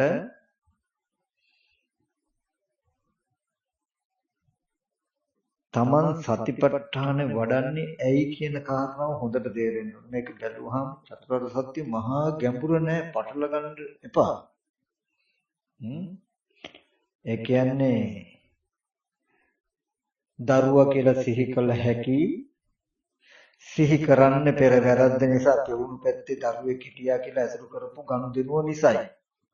දරුවා බලන්න යන්න පුළුවන් කියලා දරුවාගේ උරු රූපයක් බාහිර තියනවා කියන කම නිසයි මේ සිහි වෙන්නේ. එතකොට තමන් දන්නවා ඔය මානසික මට්ටම දරුවෙක් හිටියා දරුවා ඉන්නවා කියන තැනක තිබුණොත් ඔය රූපේ දරුවා කියන තැනක හැඟීමකින් සෙනෙහසකින් හිටියොත් මම රේල් පාලට බෙල්ල තියාගත්තා වගේ දුක එනකම් දුක හදාගෙන දුකට හිත තියාගෙන ඉන්නේ. ඔය රූපේ කැඩෙන්න පුළුවන්, බිඳෙන්න පුළුවන්, වෙනස් වෙන්න පුළුවන්, විවරණාම වෙන්න පුළුවන් රූපයකටයි මම දරුවා කියලා මේ තණ්හාවෙන් හිත තබාගෙන ඉන්නේ. කැඩෙන දවසට, බිඳෙන දවසට, වෙනස් වෙන දවසට දුක එනවා කියලා දන්නවා. දුකට හේතුව දන්නවා. පෙනුණු රූපේ සැබෑ ස්වභාවය නොදැන හිතෙන් ඒ රූපේ කෙනෙක් පුද්ගලයෙක් කියලා හිතින්ම හිතලා මේ හිතුපු දේ පෙනෙන රූපෙට රූපේ පෙනුනේ මේ හිතපු දෙයට කියලා යා කරන මෝඩකම කියලා දන්නවා. මේ දෙක එකට යාවුනේ නැත්තම් පෙනෙන රූපය අනාත්මයි, සිහි කරන රූපේ මම දරුවා කියලා ආදරේ සෙනෙහස තියෙන හැඟීම සිහි කරන්න පුළුවන් හැඟීම කර්ම කෙලෙස් ආධ්‍යාත්මිකයි. පෙනෙන්නේ ආහාර ප්‍රත්‍යයෙන් හැදුණු ස්කන්ධ. මේ දෙක එකට යා නොකොලොත් ඒ රූපේ කැඩෙන බිඳෙන වෙනස් වෙන දවසට දරුවා මැරිච්ච දරුවට හානි වෙච්ච දුක මට විඳින්න වෙන්නේ නැහැ කියලා දන්නවා උතට. ඒ හින්දා සතිපට්ඨාන තමන් එහෙම දැනගත්තට හයිය නැතාවම තමන්ට ඒ මට්ටමේ ඉන්න පුරුද්දට සිහි වෙන්නම රූපේ බලාගෙන දරුවා කියලාමයි රූපේ පෙනෙනකොටම සිහි වෙනකොටම දරුවට කියන්න ඕනේ මම මෙහෙම කරන්න එපා කියලා විස්තර කතා කරලා ඉවරයි. ඒ නිසා ටික ටික පුරුදු කරනවා දරුවා කියලා සිහි වෙනකොටම නෑ මට දරුවා කියලා සිහි වුණාට ඇස් ඉදිරි පිටට ආවේ එන්නේ මෙහෙම ඇත්තක් නේද කියලා බලමු. එතකොට සතිපට්ඨානේ කායගත සතිය වඩන්නේ මොකක් නිසාද කියන නුවණත් ඔබට තේරෙයි. දුක දන්නවා, දුක්ඛ සමුදය දන්නවා, දුක්ඛ නිරෝධය දන්න නිසාමයි මේ දුක්ඛ නිරෝධ ගාමිනී ප්‍රතිපදාව. එහෙම නැතුව බොරුවට ඔය චතුරාර්ය සත්‍ය අවබෝධය නැතුව සතිපට්ඨාන කෙනෙක් වැඩුවා කියලා මේ ඥාන දර්ශනය මොහු කරන්නේ නැහැ. මොහු කරන්නේ ඥාන දර්ශනයක් යාට නැහැ. කෙස්ලොම් නියදත් කියලා බැලුවේ හැකි ඕන තරම්. ඒකෙන් චිත්ත සමතයක් වෙනවා මිසක ඥාන දර්ශනයක් එන්නේ නැහැ. ওই විදිහට බලනකොට බාහිර බලනවා වගේම මේ කයත් බලනවා. මේ කය මම වෙලා තියෙන්නේ කොහොමද කියලා. මේ ශරීරෙත් කන බොන ආහාරයෙන් හැදුණු කුණුප කොටස් ටිකකින් යුක්ත අනාත්ම රූපයක් ඇස් ඉදිරියට පෙනෙන්නේ. පෙනෙනකොට මේ රූප නිමිති ඉතින් ඔසවලා අරගෙන මේ මම නේද කියලා තණ්හාව ඇති වෙන විදිහට හිතලා හිතෙන් ඒ හිතපු එක මේ ආහාරයෙන් හැදුණු කයයි මේ කය හිතපු එකයි හිතට සිහි කරන මමයි කියලා දෙක යා කළායි ඔබ මේ කය මගේ කරගෙන ඉන්නේ. දැන් මේ කය මගේ කියන තැනක දැනෙනකම තමයි දුක. දුක ඇති කරපු හේතු ටික තමයි මේ කය මේ රූපය හිතෙන් සිහි කළා මේ මම කියලා තණ්හාව ආත්ම ස්නේහය ඇති වෙන විදිහට හිතෙන් ඇති කරගත්ත නිමිත්ත. ඒක මේ කයට සසඳපු ගැට ගහපු දෝෂී ඔය තියෙන්නේ දුකයි දුක්ඛ සමුදය එකට. ඔබ දන්නවා හිතේ තියෙන මම කියලා සිහි කරන ස්නේහවන්ත ගතිය මේ ශරීරයට දැසගත්තේ නැත්තම් ගැළපුණේ නැත්තම් මේ ශරීරයට මොනවා වුණත් දුක එන්නේ මට වුණා කියලා දුක එන්නේ නැහැ කියලා දන්න හින්දා හිතේ මේ කය මම කියන ගතිය මේ කයට බැහැගන්න බැරි වෙන්න හිතේ තියෙන මම කියන හැඟීම මේ කයට මැච් වෙන්න බැරි වෙන්න තමයි මේ ශරීරයේ කුණු කොටස් ටිකක් කන බොන ආහාරයෙන් හැදිලා තියෙන්නේ. කේසලොම් නිදත් ධම්මස්නහර යුක්තයි කියලා ආධ්‍යාත්මික කයත් පෙන්වන්නේ මම කියන නිමිත්ත බැහැගන්න බැරි වෙනවා. ඔබට පුළුවන් මම කියලා ඔබව සිහි කරන්න. ඔන්න දැන් එපමණකින්ම කෙලෙස් නැහැ කර්ම නැහැ. මම කියලා සිහි කරගත්තාම දැන් මම කියන අදහස පිළි අරගෙන මේ මගේ කයයි කියන තැනකින්ම ඔබ තහවුරු කරලා හිටියොත් ඔන්න අනුසෝතගාමි සසර. මම කියලා සිහි වෙනකොටම මම කියලා සිහි වෙනවා කියන නිමිත්ත පෙනෙන තැනට නැත්තම් දැනෙන මේ කයට තියන්න නැති වෙන්න. කයේ තියෙන ඇත්ත ඇති හැටි පෙන්වනවා නම් ඒකට කියනවා පටිසෝතගාමි කියලා. එතකොට මම වෙච්ච මේ කය දැක්ක මොකක් කියලාද දැක්කේ? දුක. දුක්ඛ සමුදය දකින්න මොකක්ද? මේ රූපය ඇත්ත නොදන්නා කම නිසා මේ රූප නිමිති හිතෙන් ඔසවලා අරගෙන මේ මමයි කියලා තණ්හාව ඇති වෙන ස්නේහවන්ත ඇති වෙන කම හැටියට හිතෙන් සිහි කළා. ඒ සිහි කරපු දේ මේ දැනෙන හැඟෙන මේ කයයි සිහි වෙන්නේ මේ කයයි සිහි වෙන්නේ කියලා දෙක එකක් කරපු දෝෂයටයි මේ කය තමන්ගේ වෙලා දුක එන්නේ. මම කියලා සිහි කරගන්න පුළුවන් තණ්හාවෙන් යුක්ත නිමිත්ත සතර මහා ධාතු කයට බැහැළුවේ නැත්තම් සැසඳුවේ නැත්තම් ගැලපුවේ නැත්තම් මේ කය මම අයි කියන දුකෙන් මිදෙනවා කියලා දන්නවා. මම කියන එක මේ කය මම වෙමි කියන එක කියන්නේ අස්මිමානය කියලා හිතේ ඇති වෙන කෙලෙසයක් ඒක. වෙමි කියන හැඟීම.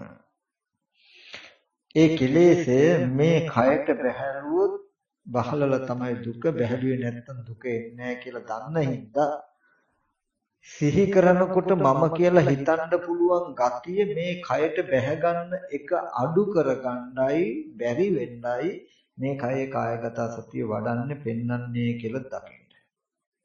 මම කියලා කෙනෙක් නැහැ කියන්න නෙමෙයි. එයා දන්නවා මේ කය මම වෙන්නේ කොහොමද මම නොවෙන්නේ කොහොමද කියන එක දන්නවා. මේ රූපය නිසා අවිද්‍යාව මේ රූප නිමිත්ත සිහි කළා ඒ නිමිත්තට මම කියලා හැසිරිලා ඒ හැසිරුණු නිමිත්ත මේ කයට අයිති කියන තැනකින් සාධාරණය කළොත් මේ කය මම කියන කම හැදෙනව නේද කියලා දකින හින්දා මම නෑ කියන්නේ. යම් වෙලාවක මේ රූපේ ඇත්ත දැකලා මම කියන අදහස මේ කයට වහලන්නේ නැතුව මේ රූපේ ඇත්ත පෙන්වුවොත් මේ මම කියන හැඟීමට පවතින්න බෑ නිරුද්ධ වෙනවා නේද කියලා දැක්කොත් මම ඉන්නවා කියලා කියන්නේ නැහැ. මේ ඇති කල්ලි මේ වේ මේ නැති කල්ලි මේ නොවේ කියලා තමන් හොඳට දන්නවා. තමන්ව හැදෙන හැටිත් දන්නවා. තමන්ව නැහැදෙන හැටිත් දන්නවා. ඒ කියන්නේ දුක හැදෙන හැටිත් දන්නවා නැති වෙන හැටිත් දන්නවා. ඔන්න ඔය ටික හොඳට පොඩ්ඩක් මතක තබා ගන්න විශේෂයෙන්ම වග බලා ගන්න ඉඳගෙන ඉන්නකොට ගෙවල් දොරවල් වැඩ කරනකොට හිත ගැන පරිස්සම් වෙන්න. හිතට සිහි වෙන අරමුණක් ගානේ ඔබ නිවන් දකින්නවද සසරට යනවද කියන එක ඔබටම තීරණය කළ හැකියි. අද දවසේ උදේ ඉඳන් මේ වෙනකම් මම වැඩි වෙලාවක් ගත කළේ සසරට යන විදිහටද නිවනට යන විදිහටද කියලා තීරණය කළ හැකියි. සසරට යන ලෝකයේ තුල මම පැටලි වැරදි හරි නිවනට යන්න යම් මට්ටමක් බලලා උත්සාහවත් වෙලා තියෙනවා නේද කියලා ඔබට බැලිය හැකියි. ඔය දෙපැත්ත නැති ලෝකයට දෙපැත්තක් පෙන්නලා දුන්නේ කියලා දුන්නේ නැති ලෝකයට යන්න තැනක් නැහැ දුකින් තොරව. සිහි කරන්නේ ගෙවල් දොරවල් දුවදරු වස්තු ගැනමයි එයාට පෙනෙන්නේ ඒවමයි ආපහු සිහි කරන්නේ ඒවමයි එකම එක දොරටුවයි තියෙන්නේ. මෙයාට දැන් දෙපැත්තක් තියෙනවා ගෙවල් දොරවල් යාන වාහන කියලා ලෝකයා සිහි කරන මානසික මට්ටමක් දන්නවා. එහෙම සිහි කළ බාහිර ආයතන ටිකේ ගෙවල් දොරවල් තියෙනවා කියලා ලෝකයා හිතාගෙන ඉන්නවා කියලා දන්නවා. නමුත් ඕකේ මිදෙන්නත් දන්නවා ඒ සිහි වෙන හැම දෙයක්ම ඒ විදියට පිළිගන්නේ නැතුව ස්පර්ශ ආයතන හය පැත්තේ තියෙන ඇත්ත ඇති හැටි පෙන්වුවොත් Tamanට මේ මායගේ තොණ්ඩුවෙන් මිදලා යන්න පුළුවන් නේද කියලා දන්නවා. ඔන්න ඔය ටික ගැන හොඳට වග බලා ගන්න කියන කාරණාව මතක් කරනවා. උපදින හැම අරමුණක් ගානෙම Tamanට තියෙයි මොකද්ද? අනුසෝතගාමී වෙනවද? පටිසෝතගාමී වෙනවද? සෝත කියන්නේ මොකද්ද? සෝතය කියනකොට අපි දක්ෂ වෙන්න ඕනේ. කනට සෝත කියනවා. කෙලෙස් වලට සෝත කියනවා. සද්ධර්ම මාර්ගයට සෝත කියලා කියනවා. කනට ඇහෙනවටත් සෝත කියලා කියනවා. කනට. කෙලෙස් සහගත සැඩපහරටත් කියනවා සෝත කියලා. ආර්ය අෂ්ටාංග මාර්ගයටත් කියනවා සෝත කියලා. ගහගෙන යනවා. ඒකත් ගහගෙන යනවා. සෝත ආපන්න සෝතාපන්න. ධර්ම ස්රෝතයට පැමිණෙන නිසා සෝතාපන්නයි. එයා ගහගෙන යනවා නියත වශයෙන්ම නිවනට. ඒ හින්දා ඒකට ස්රෝතය කියලා කියනවා. ධර්ම ස්රෝතේ සෝතාපන්නයි සෝතේට පැමුණුත් ගහගෙන යනවා නියතයි. නියතියක් මොකේදද? නිවනට. කෙලෙස් එකට ස්රෝත කියලා කියනවා සැඩපහරක්. ඒකට වැටුනොත් මොකද? ගහගෙන යනවා නියතයි. කොහාටද? සසරට. ඒ හින්දා දැන් මෙතනදී අනුසෝතගාමී කියලා කියන්නේ සසරට අනුව යනවා. ක්ලේශ ස්රෝතයට අනුව යනවා. ගහගෙන යනවා. පටිසෝතගාමී කියලා කියනවා මොකද්ද? සෝතයට ප්‍රතිවිරුද්ධව. බලන්න මේ දෙකෙන් පහසු කෝකද කියලා. වේගෙන් ගහගෙන යන ජලාශයක් තිබුණු ගඟක වතුර පාරක් වේගෙන් ගහගෙන එනකොට ඕකට ඔයගොල්ලෝ පැන්නොත් ගහගෙන යන වතුර පාරට අනුව ඔහේ ගහගෙන යන එකද පහසු උඩහට පීනන එකද පහසු? ගහගෙන යන එක පහසුයි. හරි පහසුයිනේ. ඒකමයි දරුවා කියලා සිහි වෙනකොට දරුවා කියලා හිතලා ඒ විදිහට හිතින් කීරින් කරන්න හරි පහසුයි. ආයි කිසි අපහසුයක් නැහැ.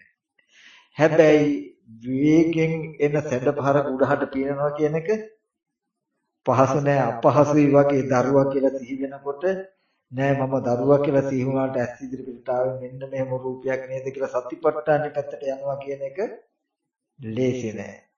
පහතට ගලන ගඟක උඩහට යනවා වගේ. ඒක බාහුව බලයේ තියෙන වීරිය බලයේ තියෙන කෙනාම වීරියෙන්ම කටයුතුයි මිසක කරගත යුතුයි මිසක දුබල කෙනෙකුට පුළුවන්ද? මේකෙදි වීරිය කියන්නේ ඇඟේ වීරිය නෙමෙයි. ප්‍රඥාවේ වීරිය. එයාට ඉරියව්ව ප්‍රශ්නයක් නෑ. gedara dore ඉඳිමින් මිදුල් අතුගාමින් ගේ අතුගාමින් දරුවන්ගේ රෙදි ටික හොදමින් හාල් ටික ගරමින් බත් ටික බෙදමින් පිඟන් හොදමින් වලන් ටික හොදමින් මේ කරද්දි හිතේ මේ කයේ දරුවා පුද්ගලයා සත්වයා කියලා ජීවෙන හැම එකකම Taman දන්නවා දැන් ඒකේ ඒ විදිහටම තහවුරු කළොත් මොකද වෙන්නේ? සසරට යනවා සසරට ගහගෙන යනවා කියලා දන්නවා. ඒ නිමිත්ත ඒ විදිහටම පිළිගන්නේ නැතුව සිහි වෙන නිමිත්ත උදව් කරගෙන සතිපට්ඨාන පැත්තට ගියොත්, කයි ඇත්ත පෙන්වන පැත්තට ගියොත්, රූපේ ඇත්ත පෙන්වන පැත්තට ගියොත් නිවනට යනවා කියලා දන්නවා.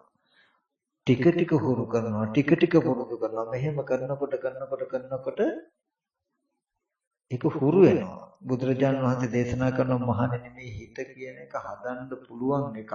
හදන්න බැරි එකක් නම් කියන්නේ නැහැ කියලා.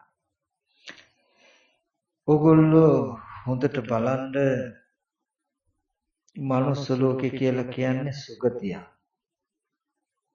දුගතියක් කියන්නේ සුගතියක් වෙච්ච මනුස්ස ලෝකයක ජීවිතය ජීවත් කරන්න මෙච්චර අපහසු නම් ප්‍රශ්න ගැටලු නම් කරදර නම් නිന്ദා අපහාස ඇනුම් බැනුම් තාඩන පීඩන නම් ආහාර පාන ටික හොයාගන්න දේවල් දරවල් හදාගන්න යන ගමන් බිමන් හදාගන්න මෙච්චර අපහසු නම් දුගතියක පැවැත්ම කොච්චර දුක් සහිත වෙයිද කියන එකත් හිතන්න. ඒ වගේම මේ තරම් අමාරුවෙන් හරි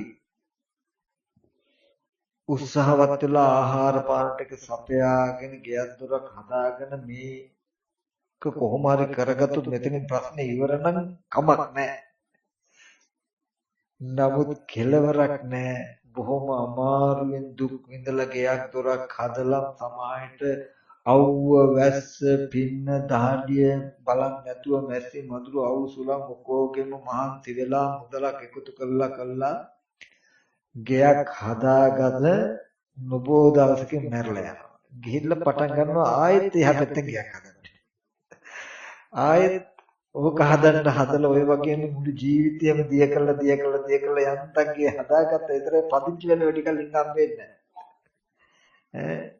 හැමදාම පින්වතුනි ස්ථීර නවාතනක් නැතුව කාගිවත් පිහිටක් පිළිසරණක් නැතුව ඉන්න තැනක් නැතුව බස් හෝල්ට් ගානේ අම්බලම් ගානේ රැට ඔහි läග යන මිනිස්සෙක් ගත්තේ මිනිස්සෙගේ ජීවිතය මොනතරම් අසරණද? ඒ ජීවිතේ අපේ ජීවිතයේ අතර වෙනසක් නැහැ. ස්ථීර නවාතනක් නැති අම්බලමෙන් අම්බලමට යන මේ අම්බලම් සහගත ජීවිතයේම අසරණයි පින්වතුනි. අපිට ඒක තේරෙන්නේ නැහැ. ඒ වගේම සත්පුරුෂ භූමියක් තියෙන කාලෙක සත්පුරුෂ ධර්මයක් තියෙන කාලෙක ඉපදිලා ඒක වඩා ගන්න මෙච්චර අපහසු නම් මෙච්චර තේරෙන්නේ නැත්තම් මං කිය අවුරුදු 5ක පොඩි ළමයෙකු අවුරුදු 20 ගානක මල්ලෝ පොරකාරයෙකු යුද්ධෙට දැම්ම වගේ වැඩක් නේ අපිට වෙලා තියෙන්නේ. ඉතින් හැමදෙනාම උත්සාහවත් වෙන්න කියන එක මතක් කරනවා. මේ අවුරුදු 50ක 60ක ජීවිතය ඇත්ත කරගන්න එපා. මේ ජීවිත අවුරුදු 50ට ඔබට ඇත්ත නොවේවා. කොහොම හරි ධෛර්යය දාන්න. මේ ප්‍රශ්نين පැනලා යම නෙමෙයි මේකට තියෙන උත්තරේ. ඒ කියන්නේ ගෙවල් දොරවල් දාලා ආරණ්‍යගත වෙන්න ඕනේ කියලා. ඔකට තියෙන උත්තරේ නේ එහෙම ගියා කියලා එහෙම ඉන්නත් බෑ. එහෙම හරියන්නේ නැහැ. නමුත් අපි දක්ෂ විය යුතුයි ටික ටික හරි. ටික ටික හරි. ගෙවල් දොරවල් වල වැඩ කටයුතු කෙරුවත් ජීවිතයේ අන්තිම මොහොත වෙනකොට ජීවිතයට පිහිටක් පිළිසරණක් ලැබෙන ධර්මයක් ටික ටික හරි ජීවිතයට අල්ලලා දෙන්න.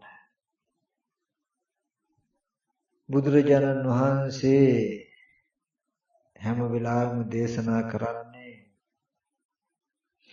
කච්චින කෝමී අනුවිච්ච විඤ්ඤෝ සග්‍රක්මචාරී පුට්ටෝ නමංකු. ඒ කියන්නේ දසධම්ම සූත්‍රයේ තියෙනවා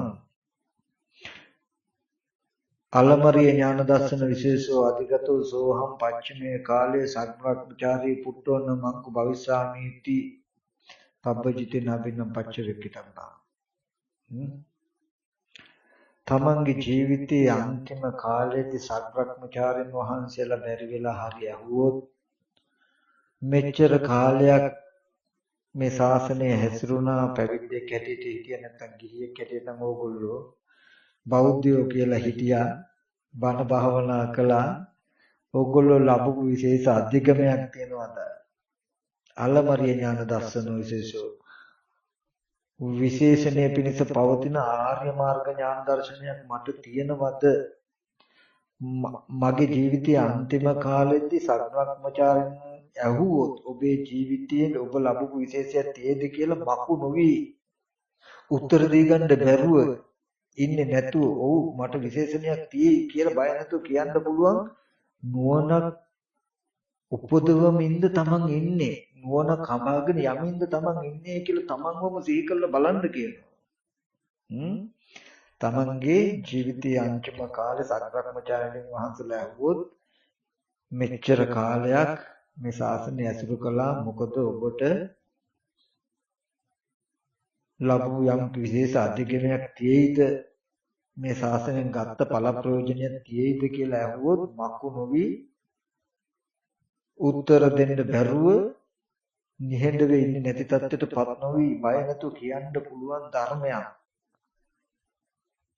මට තියෙනවා කියලා කියන්න පුළුවන් ධර්මයක් හැදෙන තැනක ඉන්නවද කියලා බලන්න. හැදෙනවද කියලා හැදෙන තැනක ඉන්නවද කියලා. ඒ හින්දා මේ දීර්ඝ සංසාරට සාපේක්ෂව මේ මොහොතේ මේ දැන් ඕගොල්ලෝ සෝවාන් වුණේ හෝ සකදාගාමී අනාගාමී අරියත් උනේ නැහැ කියලා නෙමෙයි ප්‍රශ්නේ තියෙන්නේ. එපමණකින් මෝඩයි අනුවන යඥානයි නෙමෙයි. එපමණකින් අපි ප්‍රමාදයි නෙමෙයි.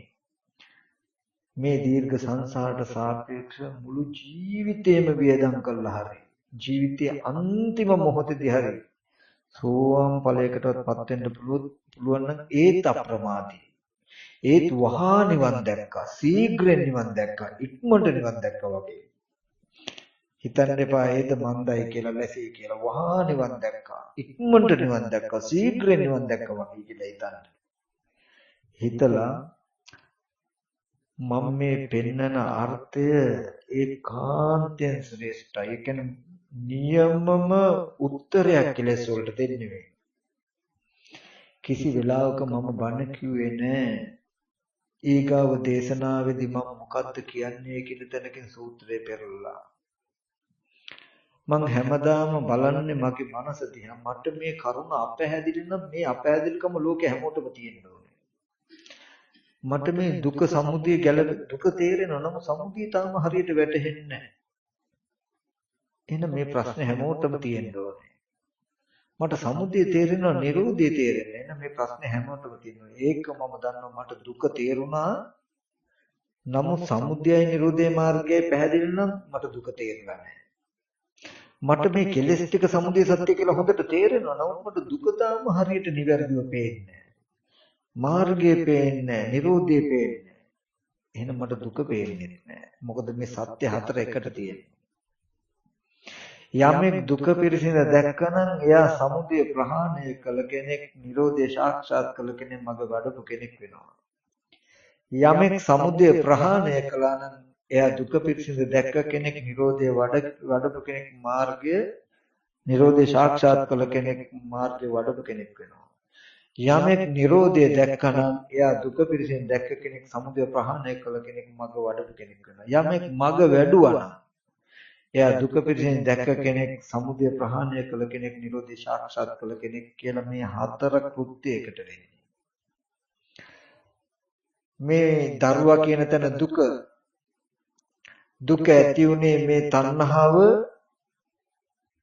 මේ නිමිත්තට ගලපපු මේ මෝඩකම නිසායි. මේ තණ්හාවෙන් නිමිත්ත මේ රූපෙට ගැලපෙන්නේ නැත්නම් දුක නැති වෙනවා. ඒ සඳහා මේ සතිපට්ඨාන වැඩි යුතුයි කියලා මේක කරනකොටම ඉබේම තණ්හාව නැති වෙලා, නිරෝධය සාක්ෂාත් වෙලා, සමුදය ප්‍රහාණය වෙලා, දුක පිරිසිදු දකින්නවා කියන එක වෙලා හතරම එකට වෙනවා. සතිපට්ඨාන වඩනකොටම හතරම එකට වෙනවා. නොවඩනකොට හතරම එකට තියෙනවා. වෙන වෙනම දකින්න එපා දුක. නිවැරදිව චතුරාර්ය සත්‍ය ලක්ෂණය දකින්න ඒක. කොතනක හරි චතුරාර්ය සත්‍ය පනවයි නම් පනවන ලක්ෂණේ දුක විතරක් හොඳට පැහැදිලි, සමුදය අපැහැදිලි නම් හතරම අපැහැදිලි කියලා දකින්න. මම දුක වගේ දෙයක් හිතාගෙන ඉන්නවා. දුක්ඛ සත්‍ය වගේ දෙයක්. සමුදය සත්‍ය තණ්හාව මගේ හිතේ ඇති වෙන්නේ, ලෝකෙම හිතේ ඇති වෙන්නේ කියලා තේරෙනවා. නමුත් දුක ප්‍රකට නැහැ කියලා කියනවා නම් ඔබට දුක තේරෙන්නේ නැහැ කියලා මතක තබා ගන්න. ඒ නිසා එක අරමුණක් ගන්න. දුක එනවා කියන එක අරමුණක ඕකෙම කෙලස් ටිකත් ඒ කෙලස් ටික නැතුනම දුක නැති වුණොත් ඒකට මේක කටයුතුයි කියලා හතරම තියෙන කරනකොට මේ කායගත සතිය වඩලා ඉවර නම් රූපේ පිරිසිඳ දැකලා ඉවරයි. තණ්හාව ගෙවිලා දුක නිරුද්ධ වෙලා එකටම වෙනස් වෙන්නේ නැහැ. සතිපට්ඨානේ වඩලා ඉවර නැත්තම් රූපේ පිරිසිඳ දැකලා නැහැ, කෙනෙක් වගේ පෙනෙනවා, දුකෙන් යුක්තයි, නිරෝධේ නැහැ. ඔක්කොම එකට තියෙන්නේ. ඕනම සත්‍යය තියලා බලන්න කරකවන. දුක නිරුද්ධ වෙලා නම් ස්කන්ධ ටික පිරිසිඳ දැකලා සතිපට්ඨානේ වඩලා සමුදය ප්‍රහාණය වෙලා එකට තියෙනවා. ඒකෙන් දකින්න සත්‍ය කියන එකේ සත්‍ය ලක්ෂණ ටික. එතකොට හොයාගත්ත හැකි වෙන වෙනම ගත්තොත් අපිට මේක නම් තේරෙනවා. මේක නම් තේරෙනවා වගේ තේරෙයි. නමුත් චතුරාර්ය සත්‍යයේ වෙන වෙනම එක සත්‍යයක් තේරෙනවා, අනිත් සත්‍ය තේරෙන්නේ නැහැ කියලා එකක් නැහැ. අවබෝධ වුණා නම් චතුරාර්ය සත්‍යම අවබෝධ වුණා මිසක අවබෝධ නොවුනේ නම් චතුරාර්ය සත්‍යම අවබෝධ. එක සත්‍යයක් අවබෝධ වෙලා ඊට පස්සේ ඊගාව සත්‍ය, ඊට පස්සේ ඊගාව සත්‍ය, ඊට පස්සේ ඊගාව සත්‍ය කියලා එකක් නැහැ. සත්‍ය ඥානයේදී මේ හතරම එකට තියෙනවා. කෘත්‍යයේදී මේක පිරිසිඳ දැකීමකට යුතුයි, මේක ප්‍රහාණයකට යුතුයි, මේ නිරෝධය සාක්ෂාත් කර යුතුයි, මේ වග වැඩි යුතුයි කියලා හතරම කෘත්‍යයක කටයුතු ටික ඉතුරු වෙනවා. කළා ඉවර නම් මේක පිරිසිඳ දැක්කා, මේක ප්‍රහාණය කළා, මේක සාක්ෂාත් කළා, මේක වැඩුවා, ඉවරයි. හතරම ඉවරයි. හතරම දැනගත්තා. හතරම කටයුතු ටික එකටමයි තියෙන. කළා ඉවර වුණේ හතරම එකට. එවන් ත්‍රිපරිවට්ටන් ද්වාදසාකාර යතහ භූත ඥාන දර්ශන සුසුද්ධ. මේ වට්ට තුන 12 ආකාරයකට වඩලා ඉවර වෙනකොට පිරිසුදු වෙලා තින්නේ මොකද්ද උගලන්ට? යතහ භූත ඥාන දර්ශනය. මොකද්ද යතහ භූත ඥාන දර්ශනය කියන්නේ? ඇස් ඉදිරි පිටට එන රූපේ ඌ ස්වභාවය, පවතින ස්වභාවය, අනිත්‍ය දුක්ඛ අනාත්ම ස්වභාවය, අනිමිත්ත ශුන්‍යත අපනිහිත ස්වභාවය, ප්‍රත්‍යනිසහටම ප්‍රත්‍යනිරුද්ධ නිරුද්ධ වෙන ස්වභාවය පිරිසුදු වෙලා ඇති. හොඳට ඔබට නෑ ඉතුරු වෙලා දෙමව්පියෝ, නෑදෑයෝ, සහෝදරයෝ, ඥාති හිතයිසි හිත මිත්‍රයෝ ඉන්න ආයතන, මිනිස්යන්ගේ, දෙවියන්ගේ, බ්‍රහ්මයන්ගේ, නිර්සත්වයන්ගේ වූ ආයතන ටික ඉන්න ලෝක ඉතුරු වෙලා නැති වෙයි. ඔබට මේ දුක ඇතිවීම, මේ දුක නැතිවීම නැති කරන මගයි කියන මේ හතරම චතුරාර්ය සත්‍ය පැවැත්මක්ම පෙනේ. ඒ තුල තමන්වත් තව කෙනෙක්වත් ඉතුරු නොවේ. මෙන්න මේ ලක්ෂණ ටිකෙන් තේරුම් ගන්න සත්‍ය කියන එක මොකද්ද කියලා අද ටිකක් අපහසු කාලවකවානුවක් වෙලා රත්තරම් වගේ දේ තියෙන නිසා රත්තරන් හොයන්න අමාරුයි. ඉතින් සද්ධර්මයේ වගේ දේ තියෙනවාද සද්ධර්මයක් තියෙයි මට පුළුවන් විදිහට මම මේ සාධාරණයක් කරන්න හදන්නේ අවංකවම කිව්වොත් ඕගොල්ලෝ වෙනුවෙනුත් නෙමෙයි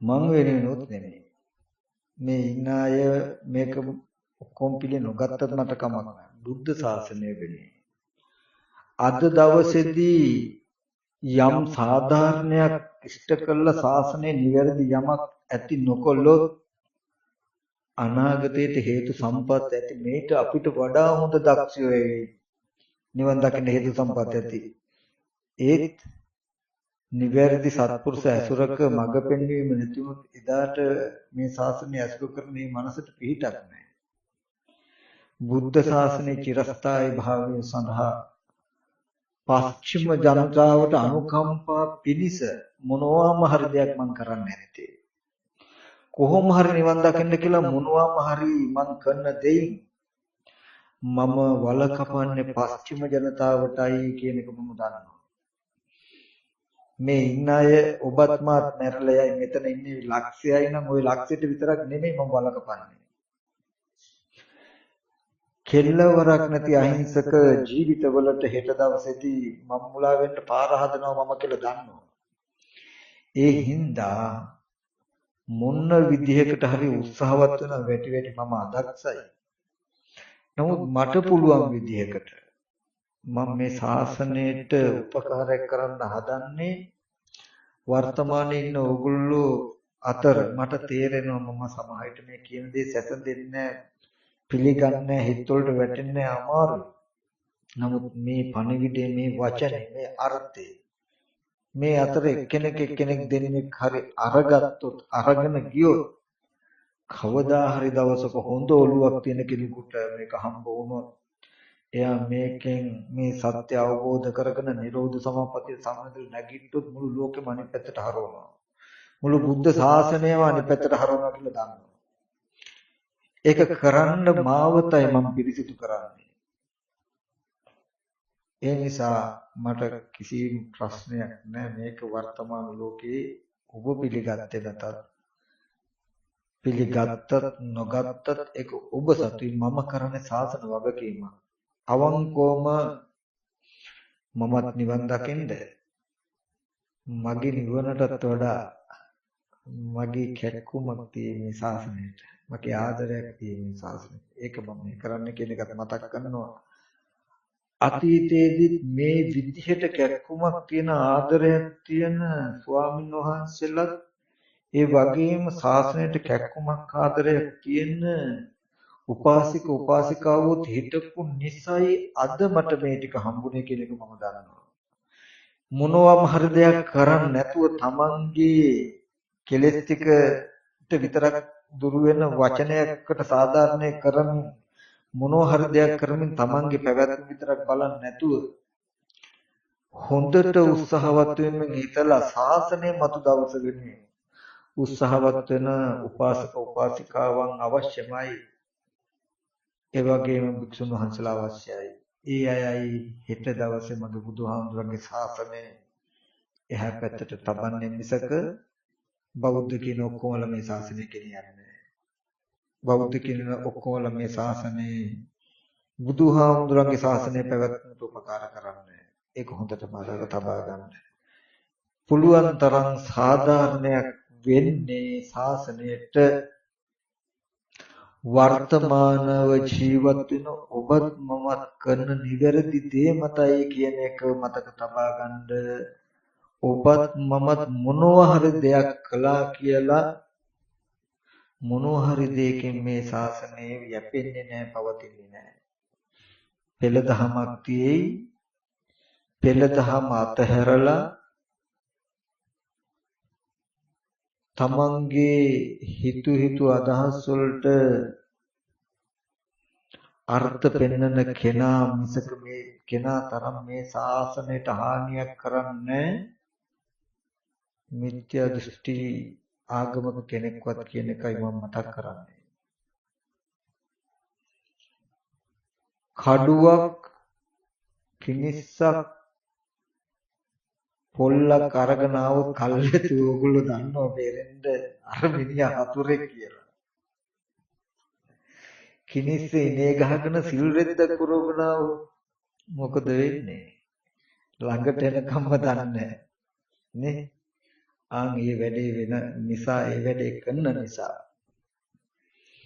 හැම දිනාටමත් මතක් කරනවා මේ කියන දෙයකින්වත් ඕගොල්ලෝ සාධාරණයක් කරන්නේ මේ කතා කරන දේ ජීවිතයට යොදලා ජීවිතය තුළින් මොනතරම් ඇත්තද කියලා දැක්කොත් මිසක වචන ටිකකට නම් සීමා වෙලා කවදාවත් මේක ඇත්තයි කියලා නිවැරදි පණිඩයක් එහාට දෙන්න බෑ. ඒ හින්දා ඔයගොල්ලන්ටත් මතක් කරන්න මේ කියන ටික අප්‍රමාදීව කරන්න. කෙටියෙන් ගත්තාම මම ගත්තේ කියන්නේ එක උත්තරයයි. හිත පැත්ත ගැන වග බලා ගන්න ඒ කෙටියේ දෙකක්. අනුසෝතගාමී පටිසෝතගාමී මේ දෙපැත්තෙන් මම කොයි පැත්තටද යන්නේ? අනුසෝතගාමී වුණොත් සසරට මම නෑදෑයෙක්, පටිසෝතගාමී වුණොත් බුදුහාමුදුරට මම නෑදෑයෙක්. මං සම්බුද්ධ ශාසනය පැත්තට යන කෙනෙක්. මතු අනාගත පරම්පරාවට ශාසන නිර්මලව ගෙනියන්න ගිහි ගෙදරක ඉඳන් හරි මම උදව් කරනවා නේද කියලා සතුටු නැහැ. ඒ සඳහා පින්වත් සියලු දෙනාටම ශක්තිය ධෛර්යය ලැබේවා කියලා ආශිර්වාද කරනවා. හැම දිනාටම තෙරුවන් සරණයි. හොඳයි කල්පනා කරගන්න මේ පින්වත් සියලු දෙනා ගෙවල් දොරවල් වල නොයෙක් කටයුතු කාරණා තිබුණත් ඒ හැම දෙයක්ම පැත්තකින් තබලා බුදුහාමුදුරුවෝ මගේමයි, ධර්මයේ මගේමයි, සංඝ රත්නය මගේමයි, තුනුරුවන් හැර මට පිහිටක් සරණක් නැහැ කියන අදහසින් සංසාර විමුක්තියක් ළඟා කරගන්නට අවශ්‍ය අවබෝධය බලාගෙන මේ ස්ථානෙට ඇවිල්ලා මොනතරම් කායික මානසික අපහසුකම් තිබුණත් ඒවා මැඩගෙන මේ ධර්ම ශ්‍රවණය කළා බොහෝ වටිනා කුසල රාශියක් සිද්ධ කරගත්තා. කල්පනා කරගන්න මේ සීල ආකාරයෙන්ම පහල කරගත්ත සීල කුසලයන් විශේෂයෙන්ම ඕගොල්ලන්ට මේ බණ ටික කියලා දෙන්න අපේ මේ සේනාසනේ ඉන්න ස්වාමීන් වහන්සේලාත් හරියට මහන්සි වුණා, මහන්සි වෙනවා. අපේ රාහුල ස්වාමීන් වහන්සේ කස්සප පොඩි හාමුදුරුවෝ වර ප්‍රමුඛ මේ සේනාසනේ වැඩ ඉන්නා වූ ඒ වගේම මීට සහ සම්බන්ධ වුණා වූ සියලුම ස්වාමින් වහන්සේලාට මහා සංඝරත්නයට මේ පින් අනුමෝදන් කරනවා. අනුමෝදන් වේවා. පින්වත් ස්වාමින් වහන්සේලාට නිදුක් නිරෝගී සුවපත් භාවී චිර ජීවනයේම වෙත්වා. පින්වත් ස්වාමින් වහන්සේලා කරන ශාසන මාර්ග කටයුතු දියුණු කරගන්නට තුන්වන්ගේ ආශිර්වාද දෙවියන්ගේ ආරක්ෂාව ලැබේවා. ඒ වගේම පින්වත් ස්වාමීන් වහන්සේලා ප්‍රාර්ථනීය බෝධිකින් උතුම් වෙන සැනසෙත්වා කියලා මහා සංඝරත්නයට පින් අනුමෝදන් කරනවා. ඒ වගේම මේ ධර්ම දේශනාව තුළින් ධර්ම ශ්‍රවණය තුළින් ජනිත වෙච්ච සියලුම කුසල ධර්මයන් ලෝකයේ සම්බුද්ධ ශාසනයත් මේ පින්වතුන්වත් මේ පින්වතුන් ගෙවල් වල රැකිරක්ෂා දිස්ත්‍රාන්ට අධිකෘත ශාසන මාමුගිෂ්ඨකාරක සීල දෙවියෝද මේ ආරණ්‍ය ශ්‍රේෂ්ඨයට මේ ගාමක් ශ්‍රේෂ්ඨයට අධිකෘත උත්‍යම් දේවගණ සමයක් සිටින සීල දෙවියෝද මේ පින් අනුමෝදන් වෙත්වා.